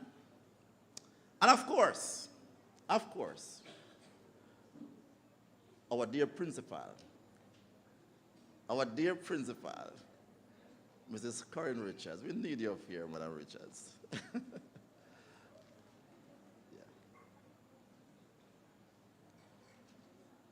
I'm going to also invite, we're going to do the presentations by departments.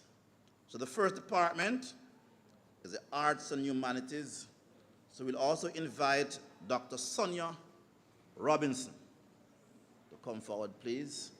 And we're going to ask our students from that department to please stand in the passage.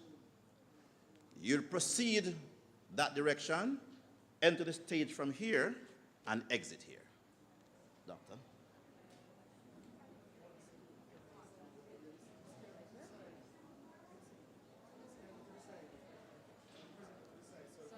No, this can go. Come on, this can come off totally.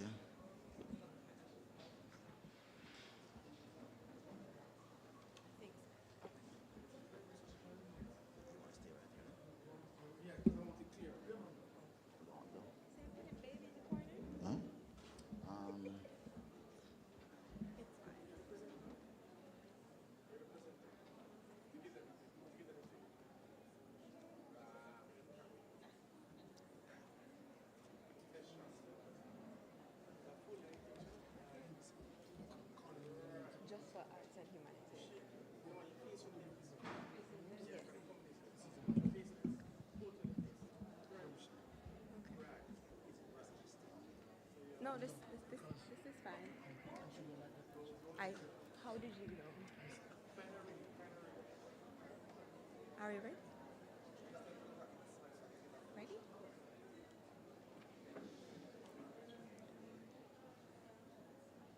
Tracy Ann Davis.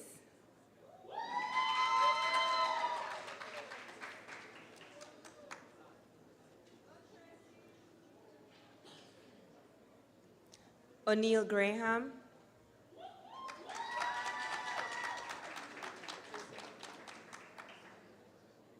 Janae Grant.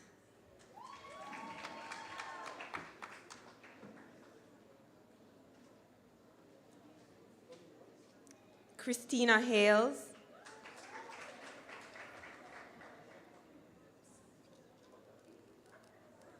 Carrie K. Henry. Winston Johnson.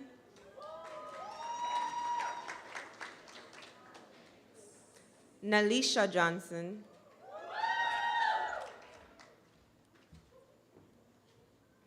Yannick Lynch. Shawnice Mullings.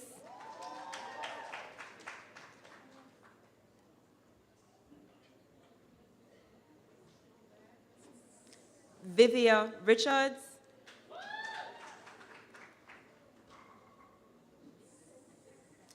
Denise Roberts Samuels.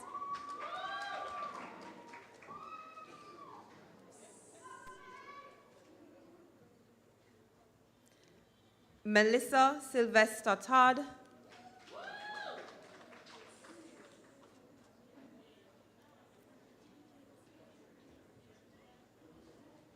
Michelle Wilson Martin.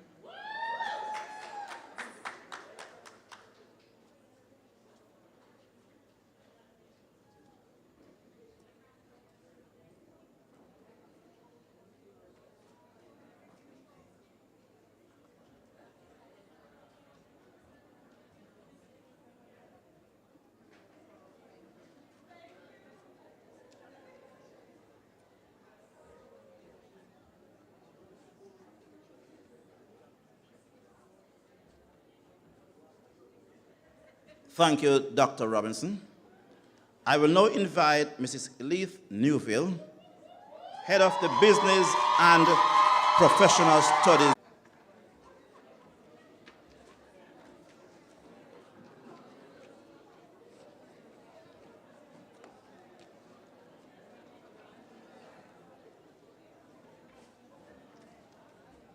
Thank you, ma'am. All right, so I'm doing page one, then you do that, and then I do that. All right? Which one you do? Could I ask the bachelor students, you will go first, followed by the associate degree. Bachelor students first.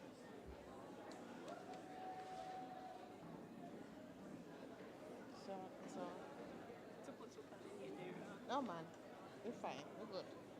So don't call the middle name. No, we're not calling middle names. Sonia said good evening. Sonia? I think so. What did you say? Because so this side and this side? No, man, you're just calling. So you're going to do this page. And then I do this page, which is the associate.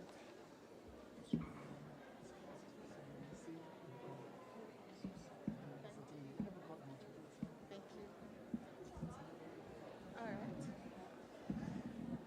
We ready now, Ms. Corey? Dr. Corey? You ready? Okay. Bachelor in Business Administration, Helissa Beckford Morris.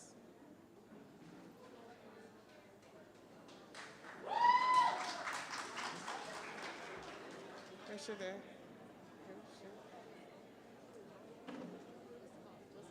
just call? Yeah, just call. As it's so many.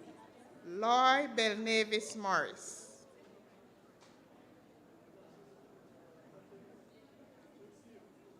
Linda Bennett.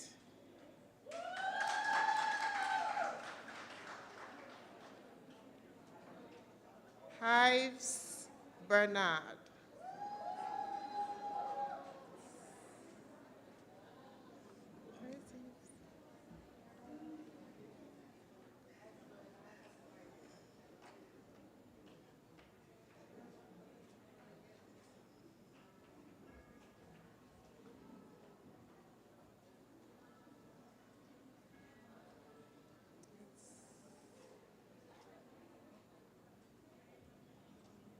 Fitzroy Black.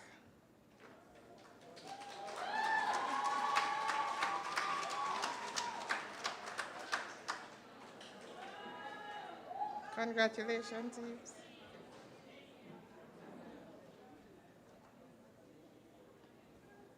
Ovina Black.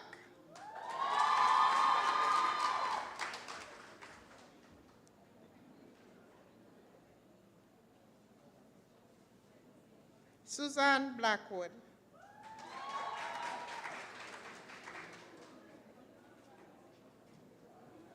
Charlene Birthright.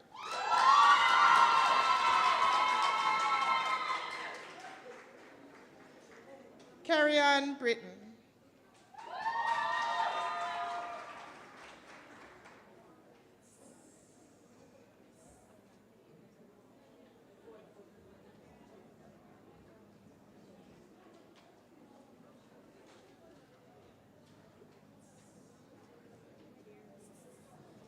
Sabrina Brooks Palmer.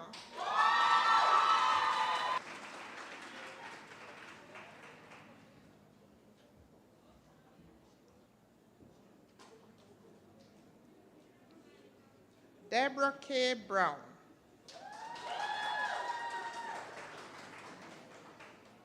Alicia Brown.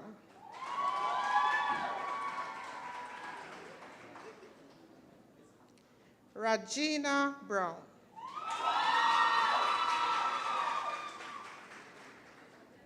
Shakira Brown.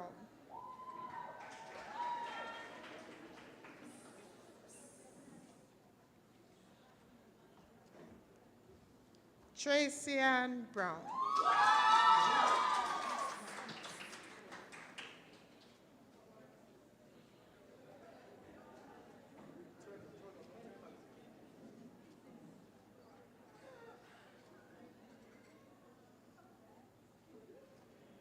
Congratulations.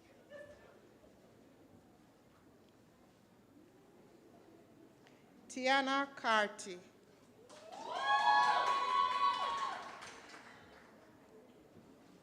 Dwayne Clark.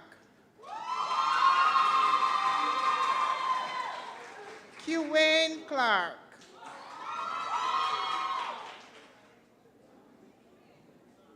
Shanika Cohen.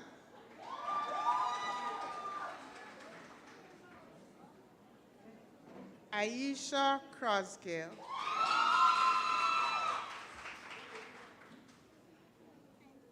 Crystal Daly.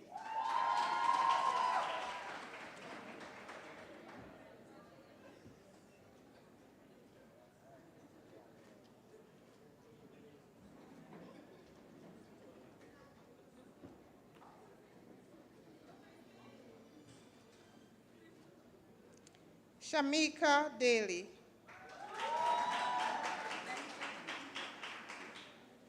Trishelle Donaldson Davis.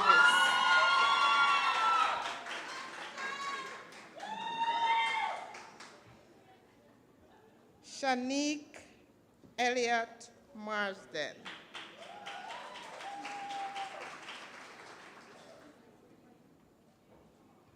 Tracy Ann Ellis. Crystal Evans. Kemone Farquharson.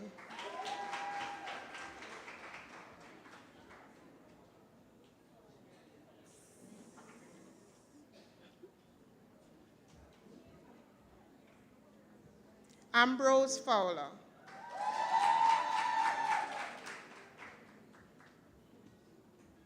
That's Crystal.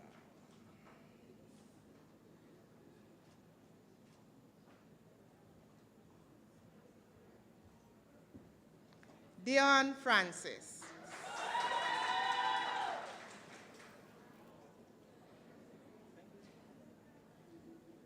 Alexia Geddes.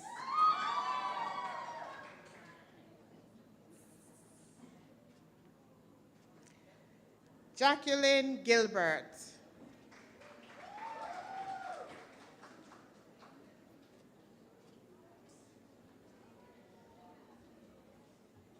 Janice Gowdy.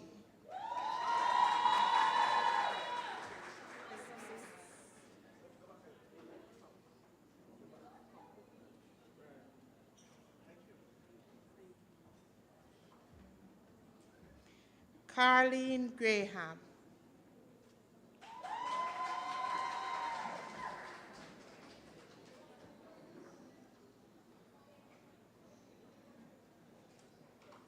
Glenroy Graham.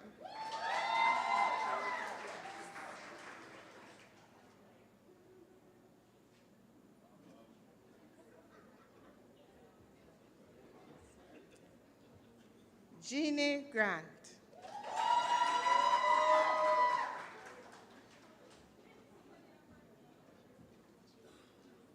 Cadian Hall.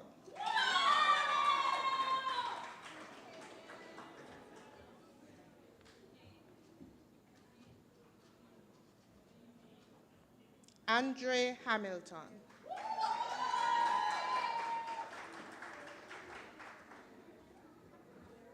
Terika Hamilton.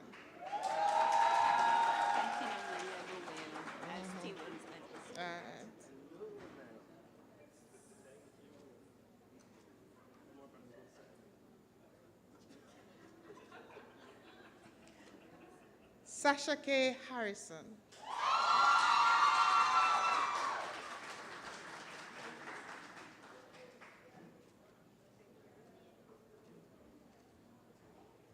Richard Harrison.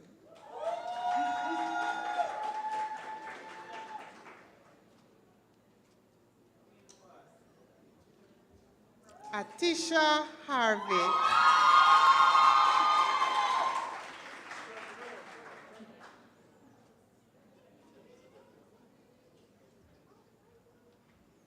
Karine Haylett.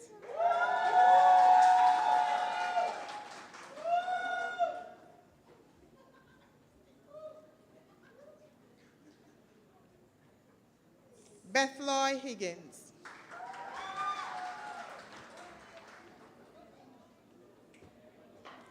Jodianne Hunter Rallyford.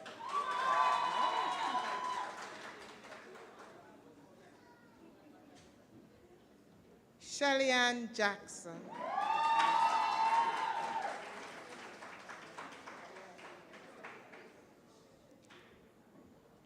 Bradley James.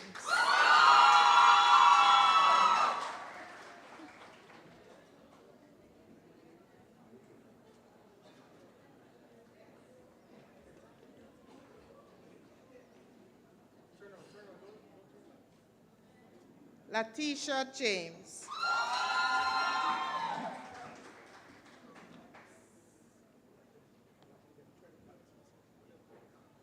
Monique James Robinson.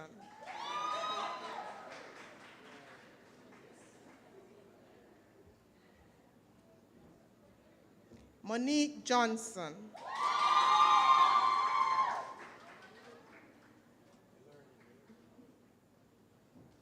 Roxanne Johnson.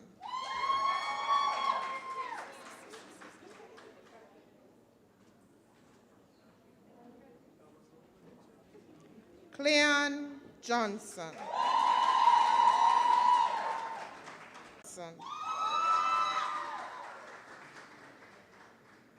Sherilyn Johnson.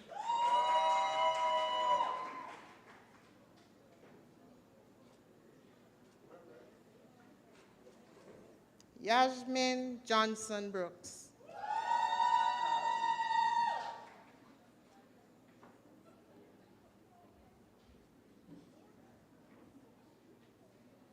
Roberta Kelly.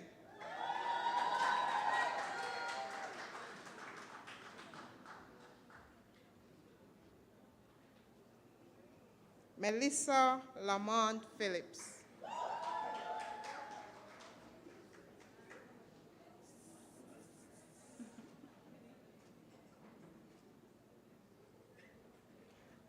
Maya Lawrence.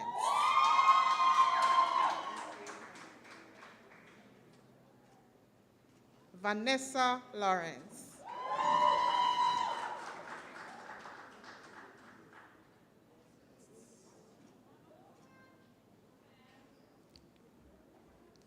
Imani Lichmore.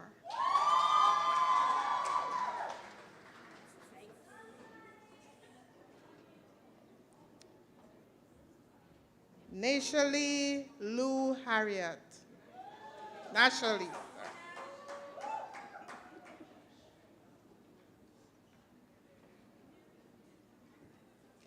Janelle McCullough Forrester. Manifa McLean.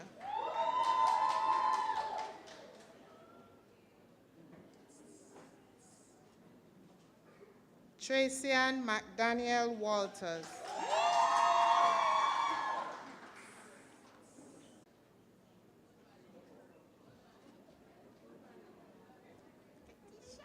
Shanae McLeod.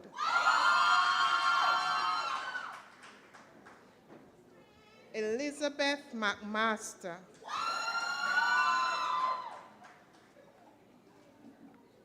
Anya Morrison.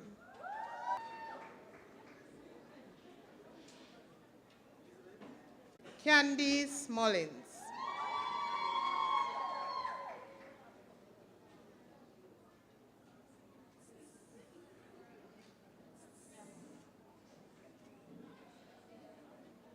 Nikita Mullins.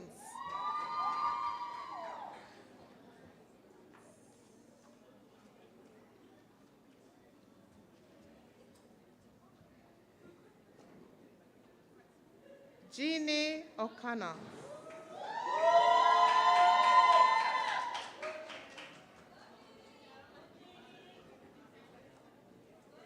Omar Rallyford.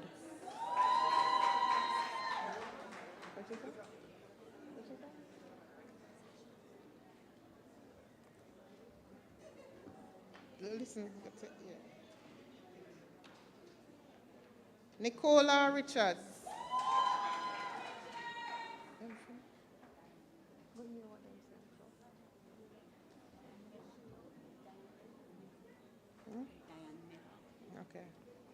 Oh, me leave her out? Okay.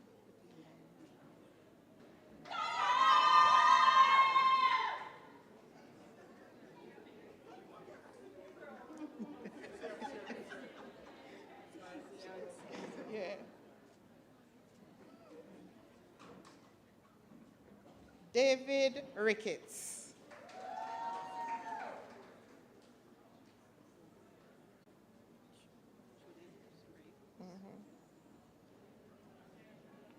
Ordain Rose.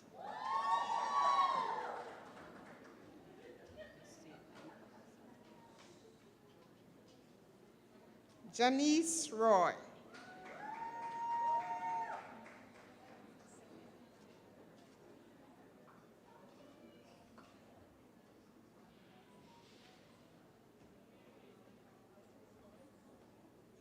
Denisha Smith.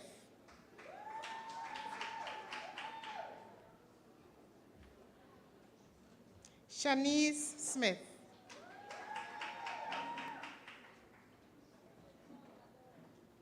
Grace Spencer.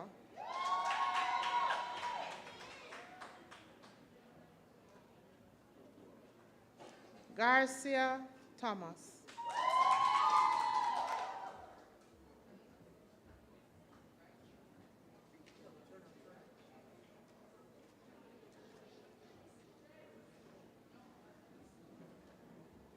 Kerone Watson.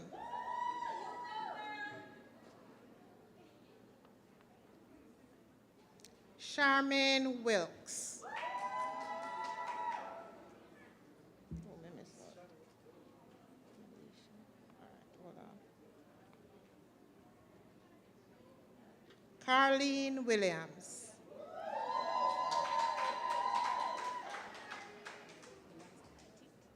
Chantel Williams.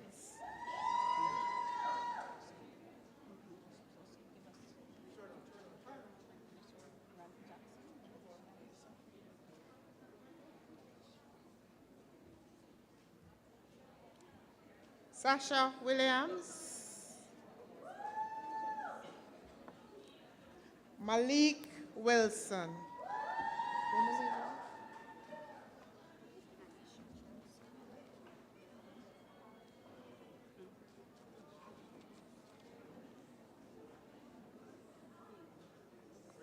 Nalisha Jackson.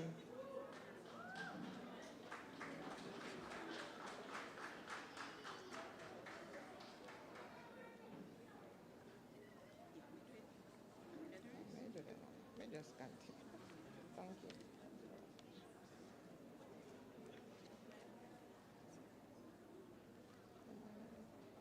Any more down there?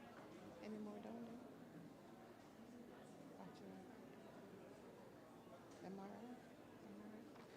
Congratulations, all my bachelor's in business administration graduates.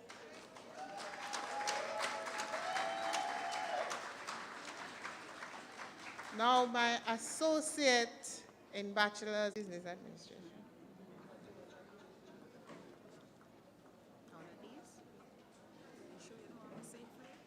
No, I call it big, no, I call it big special.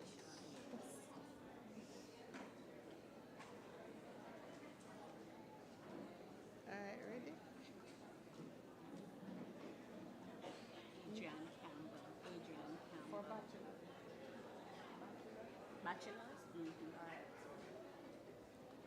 All right.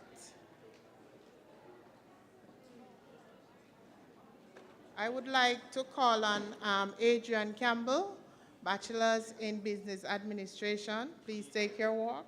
Deidre.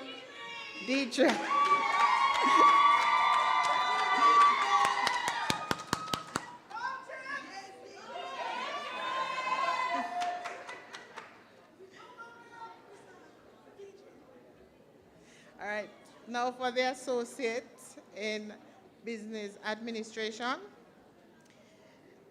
Karine Brown.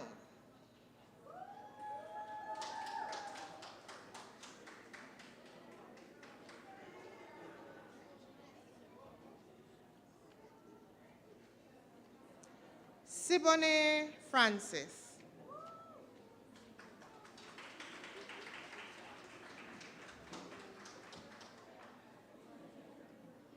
Sharon Nevers.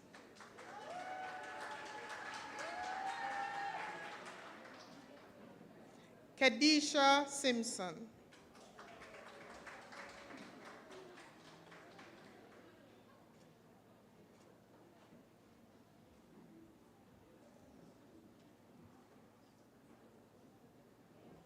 Shauna K. Taylor.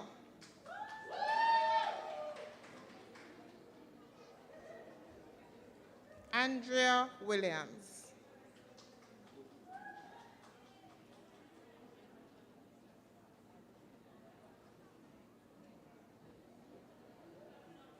Kristen Williams.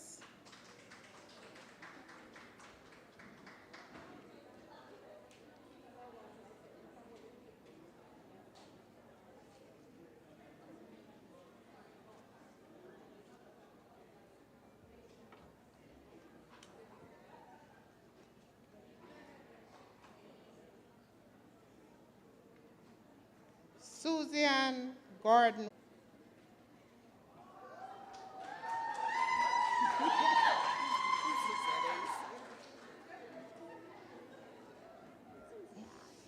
Shanice Hunter.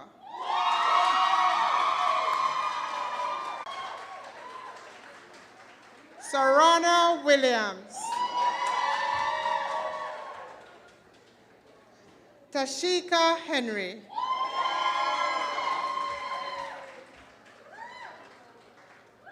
Christina Brady.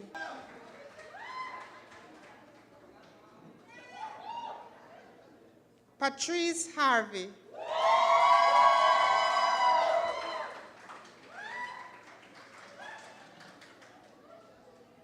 Salome Murray.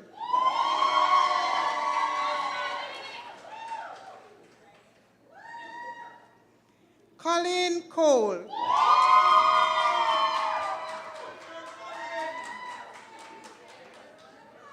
Aishina Hilton. Narvisha Carr.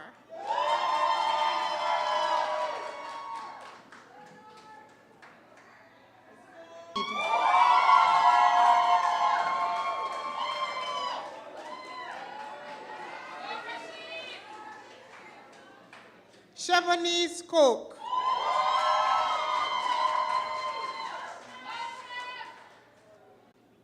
Congratulations to you all.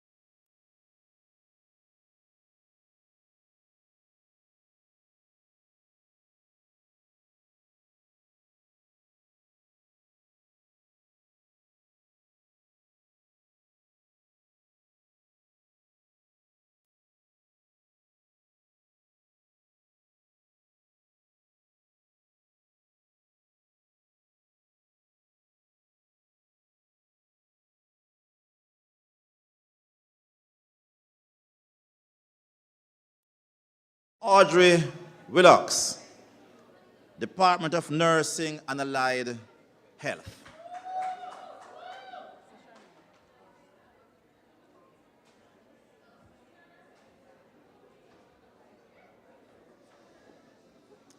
Pleasant good night to everyone and congratulations. Okay, from the Department of Nursing, Diploma in Assistant Nursing, Shanoya Macy Ferron.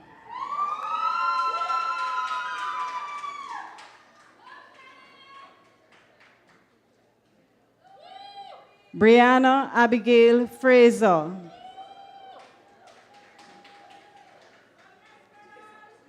Andrea Elita Walcott.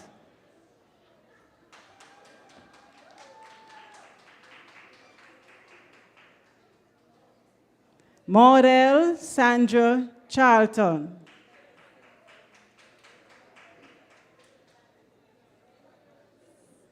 Congratulations to those who were present.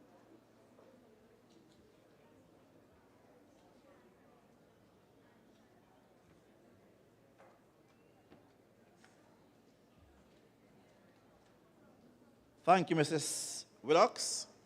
And Mr. Jeremy Pinnock, head of the Pure and Applied Science Department.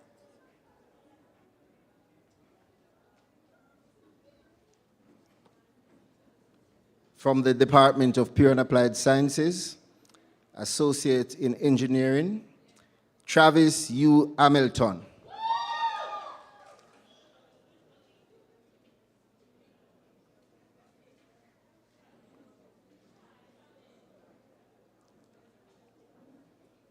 Come, gentlemen.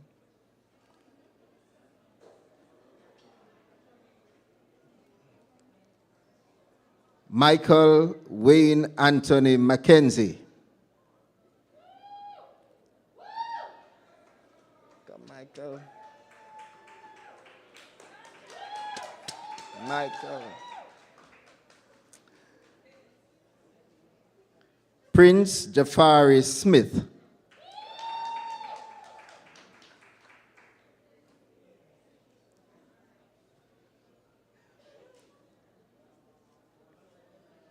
For the Applied Associate Degree in Architectural and Construction Technology, Jabari Javier Bailey.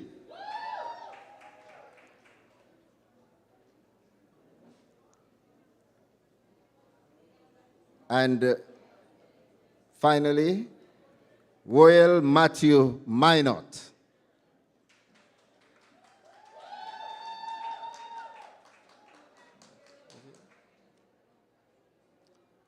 Congratulations to all. Well done.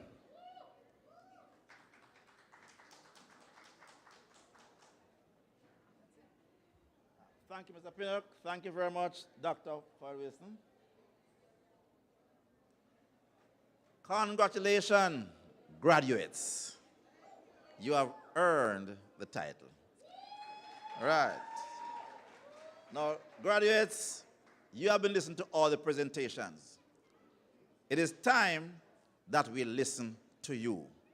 So I'll now invite Ms. Karima Graham to give the valedictory address.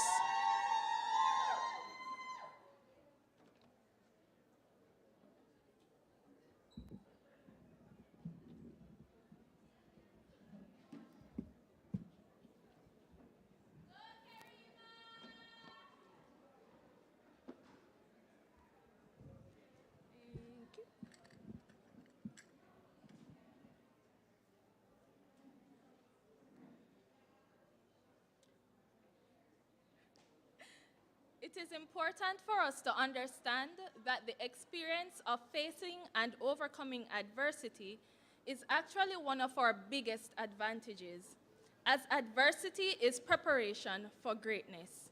A pleasant evening to all specially invited guests, our guest speaker, Dr. Megan Swaby, Principal Mrs. Corinne Richards, Vice Principals, Heads of Departments, lecturers, family and friends who are joining us online, and of course, the individuals without whom it would not be possible, the graduating class of 2021. On the 4th of September 2017 and 2019, we embarked on a new journey, one which comes to a close today. No matter what reason there was for choosing Portmore Community College, today we celebrate. We celebrate our victories, our triumphs, our achievements, and the successful completion of this journey on which we all embarked towards our future endeavors. Our very first day, a new environment, new people, new bonds to be forged, and new goals to be achieved. We had enjoyable times together. Those school tours where various artists came to perform, dance rooms and movie rooms for fundraisers, sports day, and the list goes on. But I also remember the challenges we faced together.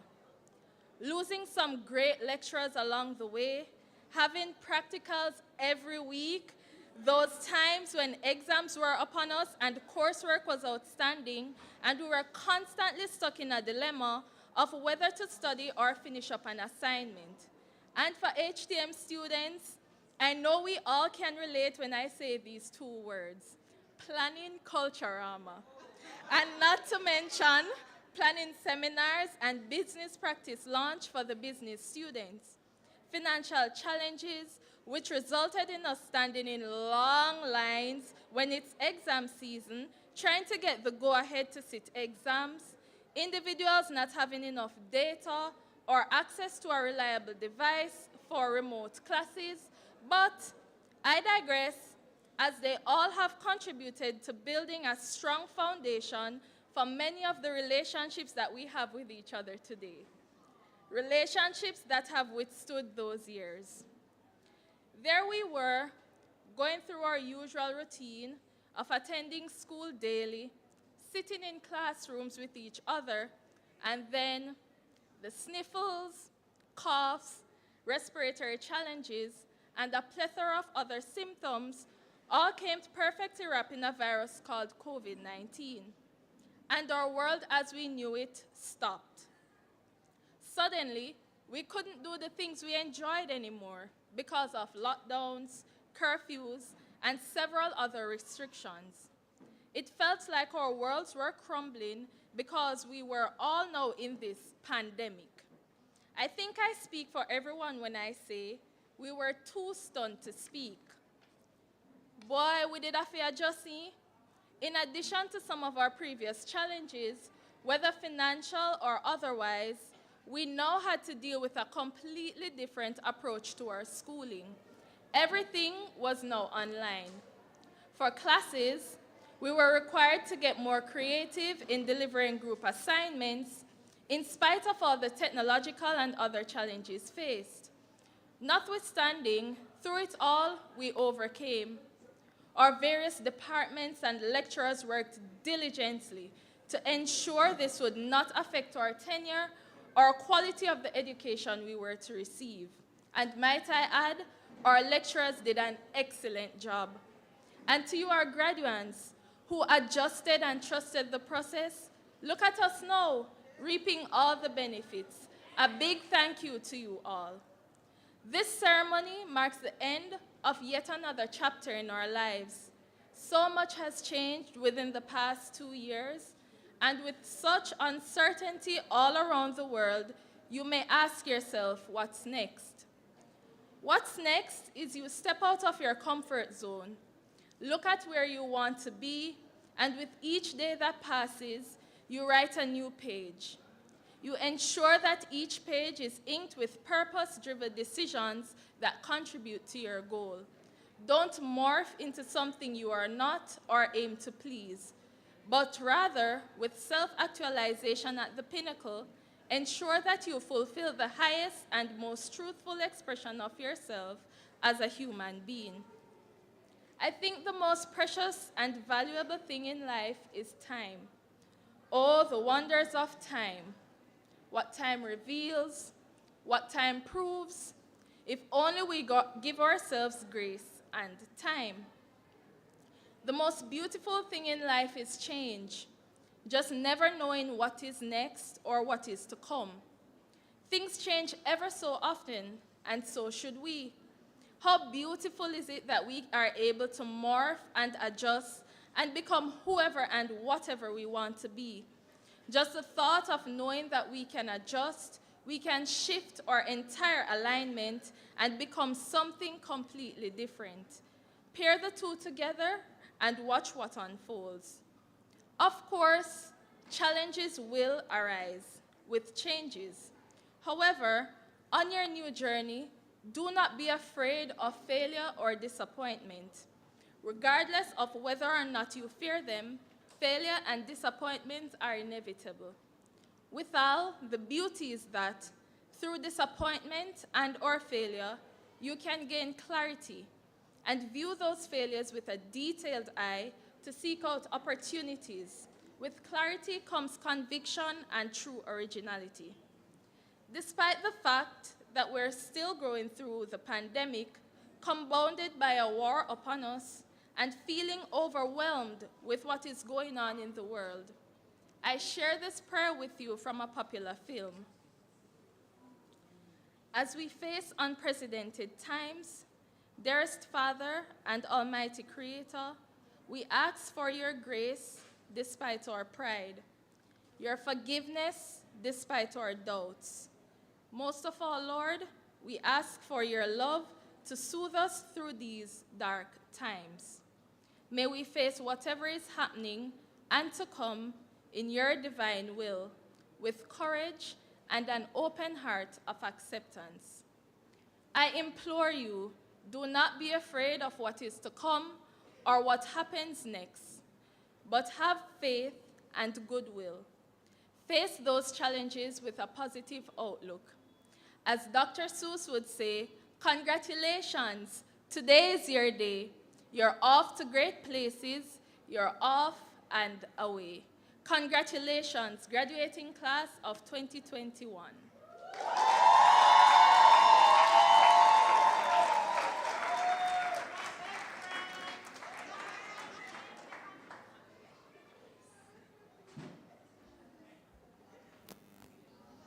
Yeah, thanks, Mr. Graham. So, graduates, just lean back now. Right, relax.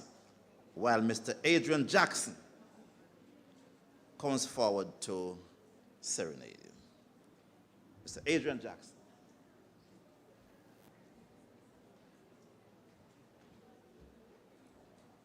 Thanks, boss. Good evening, ladies and gentlemen. All protocols observed. Congratulations, graduating class 2021. Now, man, trust me, I know the journey wasn't easy, right? Yeah, but you stick it out and you just hold on and press.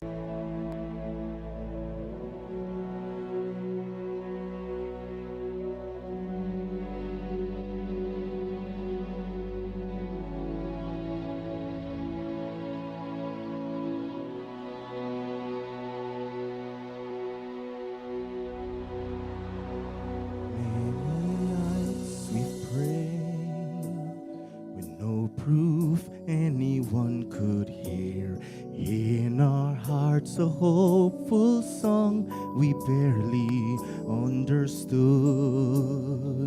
Now we are not afraid, although we know there's much to bear. We were moving mountains long before we knew we could. Oh, yes, there can be miracles when you believe. Though hope is frail, it's hard to kill. Who knows what miracles you can achieve when you believe? Somehow you will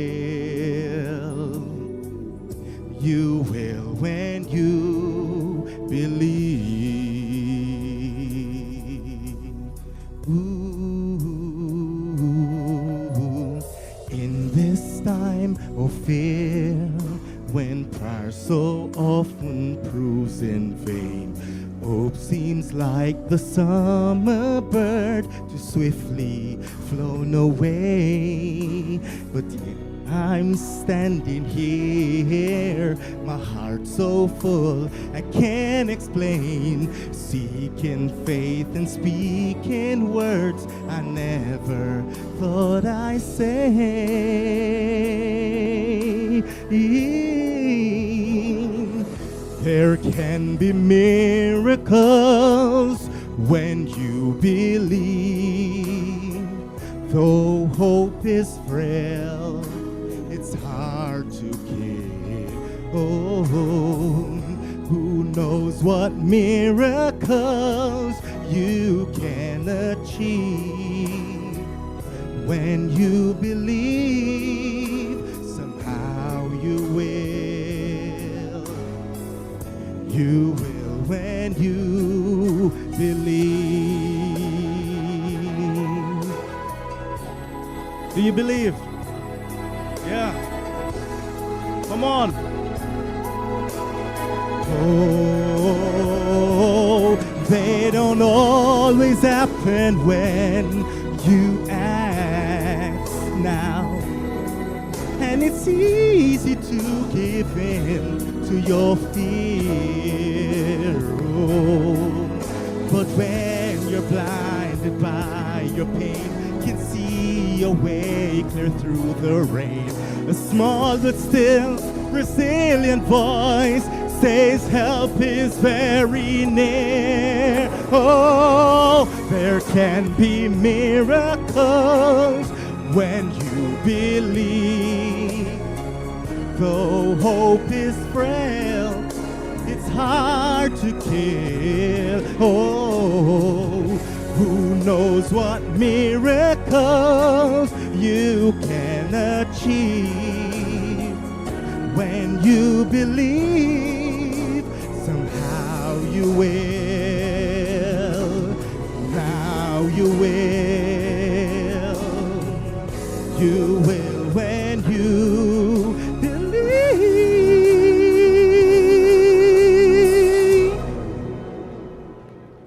You will when you believe.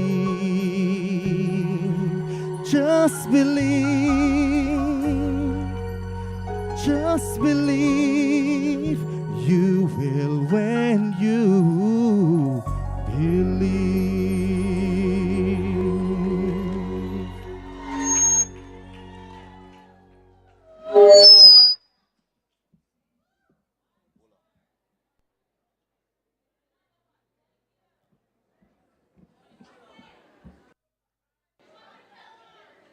Mr. Jackson, thank you. Very encouraging words. When I get older, I'd like to sing like that as well. Okay, I'm going to invite Mrs. Cheryl Ramsaroop, the campus director of the Olaba campus, to present the special awards, assisted by Mrs. Brown Lysam.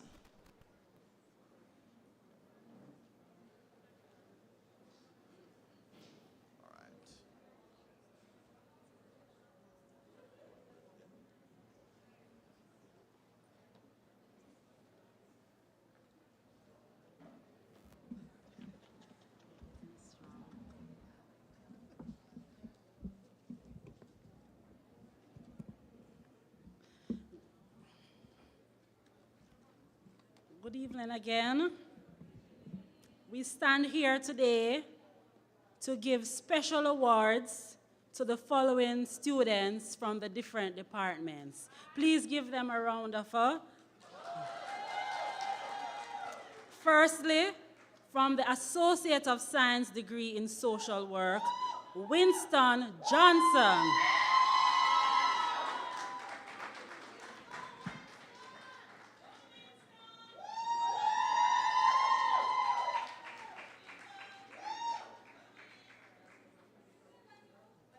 From the Business and Professional Studies Department, in the Associate of Science degree in Business Studies, Janelle Henry.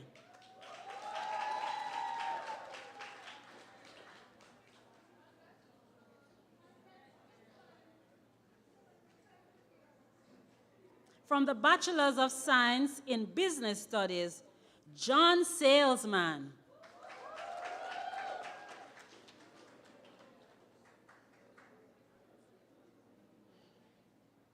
I will now move on to the Computer Studies Department.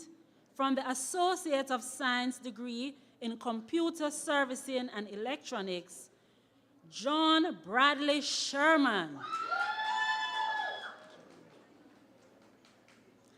Tanya Bruce.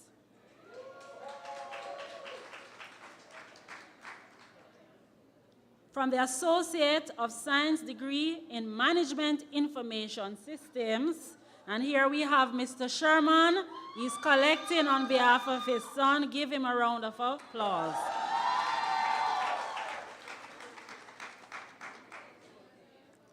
Associate of Science degree in Management Information Systems, Shade Spence DeLeon Diedrich.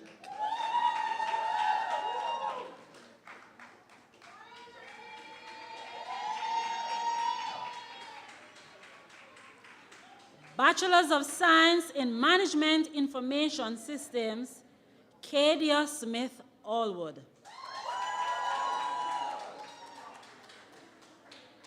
Moving to the Hospitality and Tourism Management Department, from the Associate of Science degree in Hospitality and Tourism Management, Shauna K. Darien. Following, Shanice Pang Witter.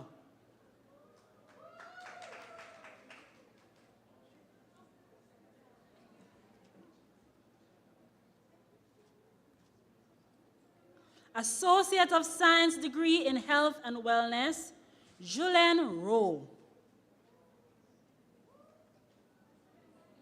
And from the Bachelor's of Science in Hospitality and Tourism Management, Karima Graham.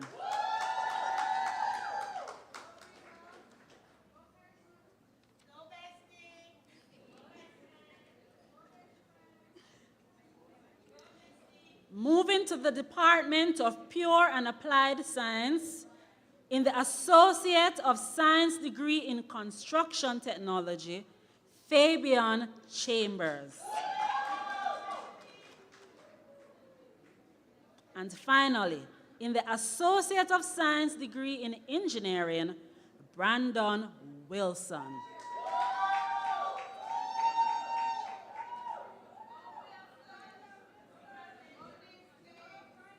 Okay, let us clap our special awardees for doing such a great job in all the departments. Congratulations.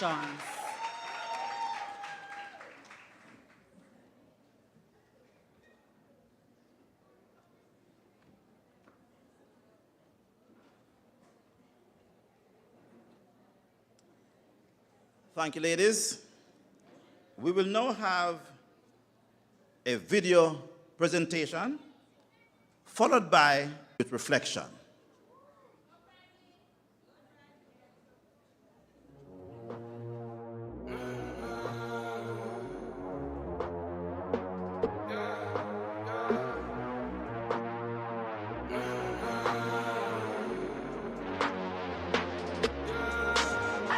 My mama called, see you on TV, sunset done changed. Ever since we was on, I dreamed it all. Ever since I was young, they said I won't be nothing. Now they always say congratulations. Worked so hard, forgot how to vacation. They ain't never had the dedication. People hating, say we changing, look, we made it. Yeah, we made it. They was never friendly, yeah. Now I'm jumping out of Bentley, yeah. And I know I sound dramatic, yeah. But I know I had to have it, yeah. For the money, I'm a savage, yeah. I be itching like I had it, yeah. I'm surrounded 20 back, yeah. But they didn't know me last year, yeah. Everyone wanna act like they important, but all that mean nothing when I saw my door, yeah. Everyone counting on me, drop the ball, yeah. Everything custom like I'm at the bottom, yeah, yeah. If you When it put your lighters to the sky. How could I make sense when I got millions on my mind? Coming with it, I just put it to the side. Bought a sense, they could see it in my eyes. My mama called, see you on TV. Sunset done changed. Ever since we was on, I dreamed it all. Ever since I was young, they said I won't be nothing. Now they always say congratulations. Worked so hard, forgot how to vacation. They ain't never had the dedication. People hate and say we changing, look, we made it. Yeah, we made it. I was patient, yeah. It's exhilarating with ups and downs, similar to a roller coaster ride. There were thrilling moments as well as stressful, worrisome, frightening, terrifying, and triumphant ones like today. The cover get Dr. Williams. Administrative communication and research methodology was very interesting. Very. After that experience, I am sure that you are able and capable to write a comprehensive research paper and plan a seminar. And if you cannot do that, you never came to PCC. Ladies and gentlemen, we are prepared. While in class. And if that person is here today, congratulations, you have completed your journey. Like the students, the lecturers had to develop new skills to control their classes virtually. And one of the key skills was how to select the mute all button, which I am sure they are experts today. What we as graduates now need to take away from this experience is that we had several bumps along the way, as well as numerous obstacles and difficulties. But in the end, we'll appreciate the experience because this is the main contribution that will bring us to the top. During our tenure, some of the persons that started out with us, unfortunately, did not get to finish this journey with us. There were some that stopped along the way because of various difficulties, but there were some that did not make it because of loss of life. Ladies and gentlemen, let us pause for a moment of silence to reflect on the persons that we have lost.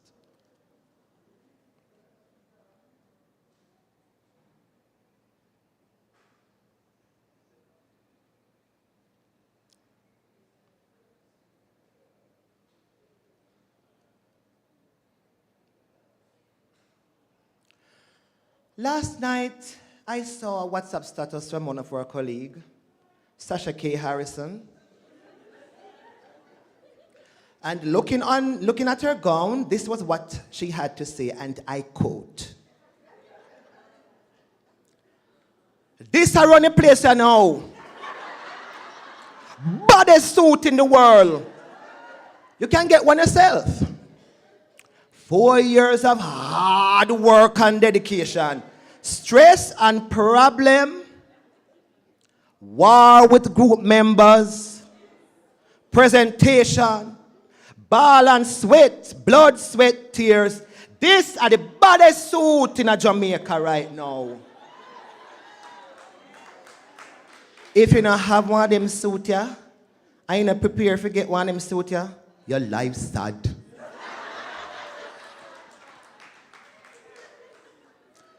Bodysuit, yeah? Yeah. Graduates, let us take all the good things that we have learned at this prestigious college to make the world a better place and continue to uplift ourselves knowing that we were taught well and that this noble institution has high expectation that we will strive for continued excellence. Madam Principal, this is a prestigious class of 2021. I thank you.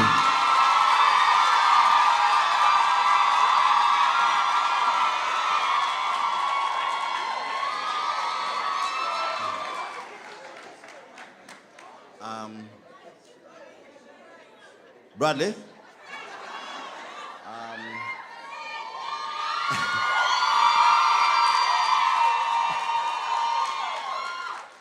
I am going to arrange an appointment with Oliver Summers for you. Graduates, you sound good. You sound like you're ready for the world. By the way, you didn't know I was bilingual. I speak the Queen's English, and I'm even better at Patois. Thank you, Bradley. That was great, great. And of course, we will now ask Ms. Shauna K. Darian to come and say the big thank you.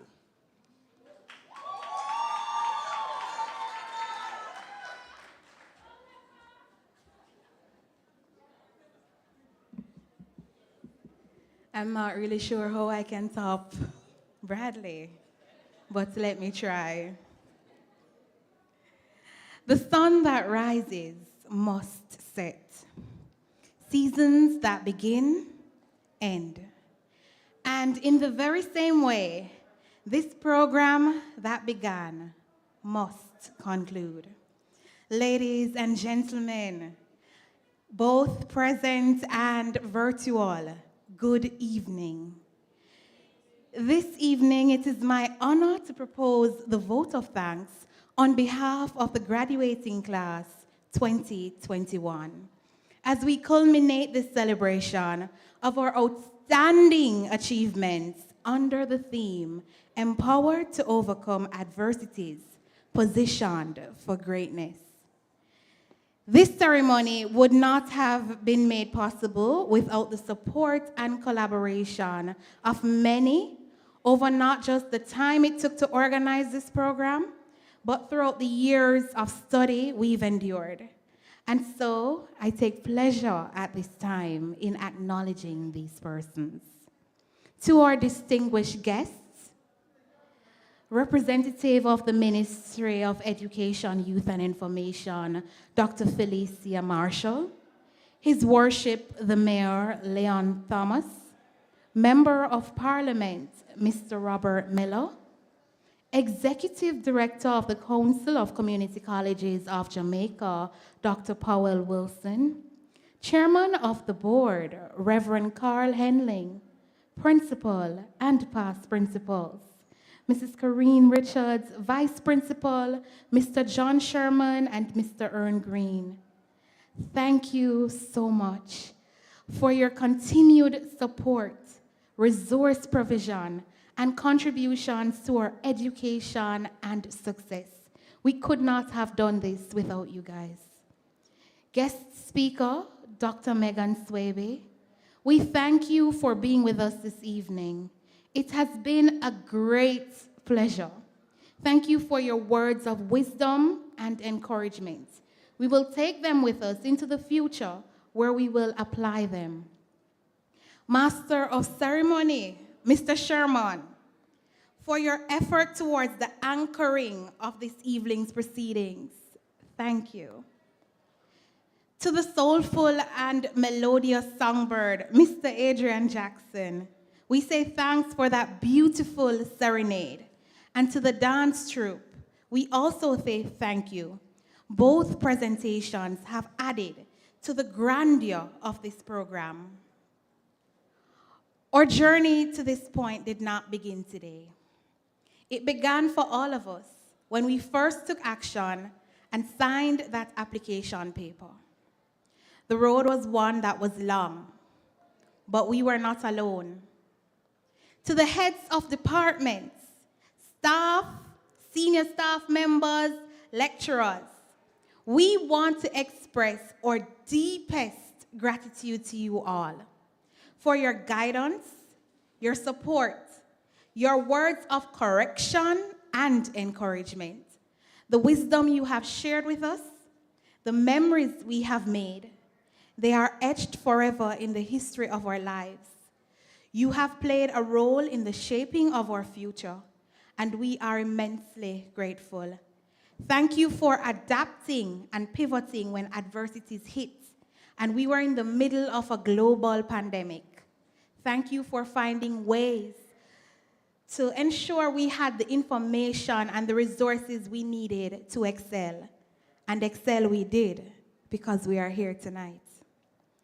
You can do anything as long as you have the passion, the drive, the focus, and the support.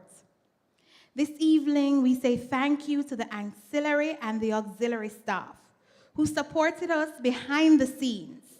We are appreciative of the role you have both played throughout our time at the college.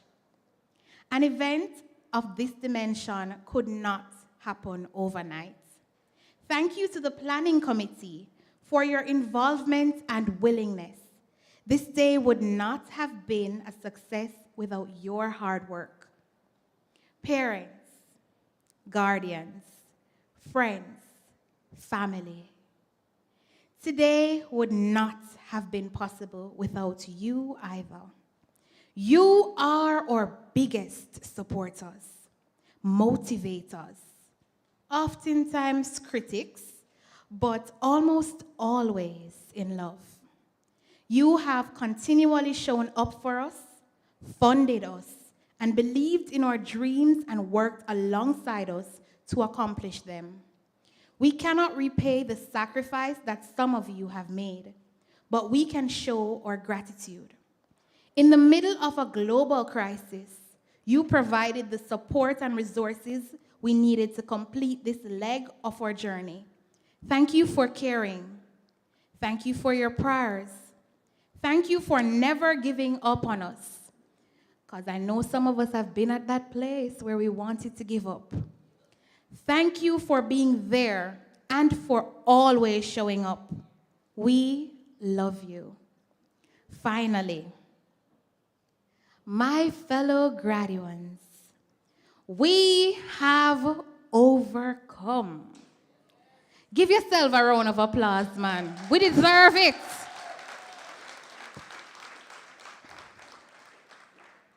Today could not have happened without us. It's our day, you know? You put the effort and the work in. Thank you for not giving up on yourself. This journey was quite an adventure. I'm sure none of us had anticipated the twists and the turns we would have had to make, right? But we did it. And we have been empowered because we endured. The world is shifting, but we are prepared for a time like this. We are positioned for greatness. As we come to the end of this evening's proceedings, and as we close this chapter of our lives, let us reflect on where we began and celebrate where we are. Let us grow through the experiences and lessons. Let us cherish the bonds we have made. Let us purpose in our hearts what we will do with all that we are. To quote Pericles, what you leave behind is not what is engraved on stone monuments, but what is woven into the lives of others. Let us aim to make our mark in this world and in the lives of others. Thank you.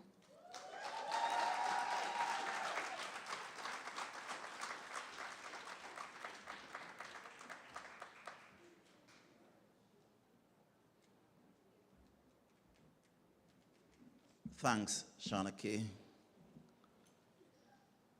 My lovely audience, before I invite Mr. Arlington Roberts to present the alumni pledge, I must say something here. I cannot speak for anybody else, but I enjoyed myself immensely this evening. I mean, this evening's function was just so beautiful. And I can't explain why, but this is my 27th year in the college, and I can tell you, there is something special about this graduation class. There's something special. And I'm sure that God has great things in store for you as you continue on your journey. Eleanor Roosevelt said, and I quote, "The future belongs to those who believe in the beauty of their dreams." I encourage you, go ahead and continue to pursue your dreams. Now, there's an individual in this audience. I would like her to come to the front here right now. Mrs. Andrea Higgins.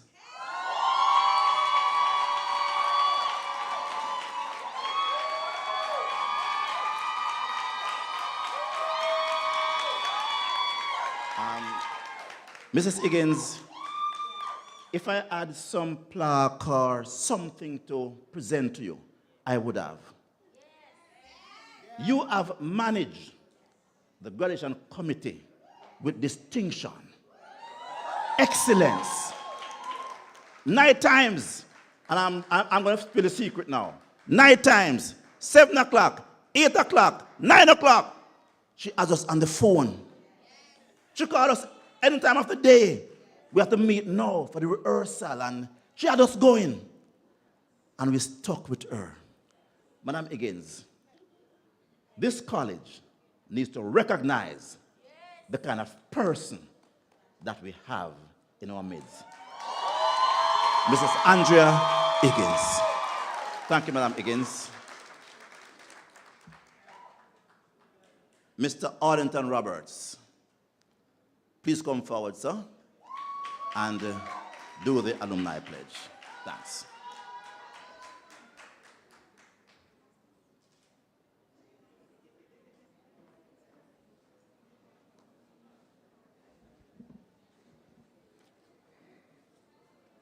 Good night, graduates.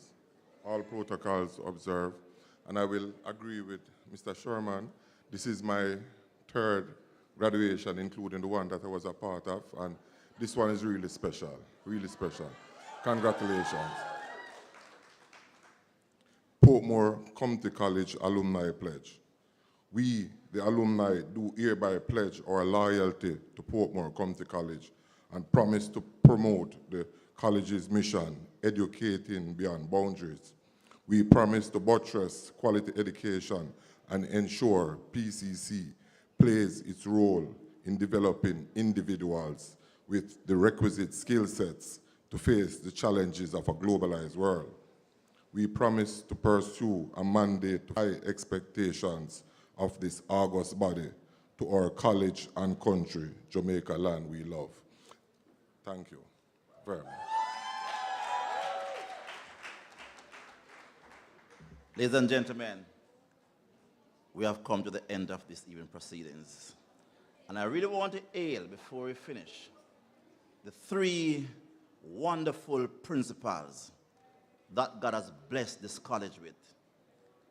Ms. Shirley Wiley, Mrs. Karen Hewitt Kennedy, and now, my boss, Mrs. Corinne Richards.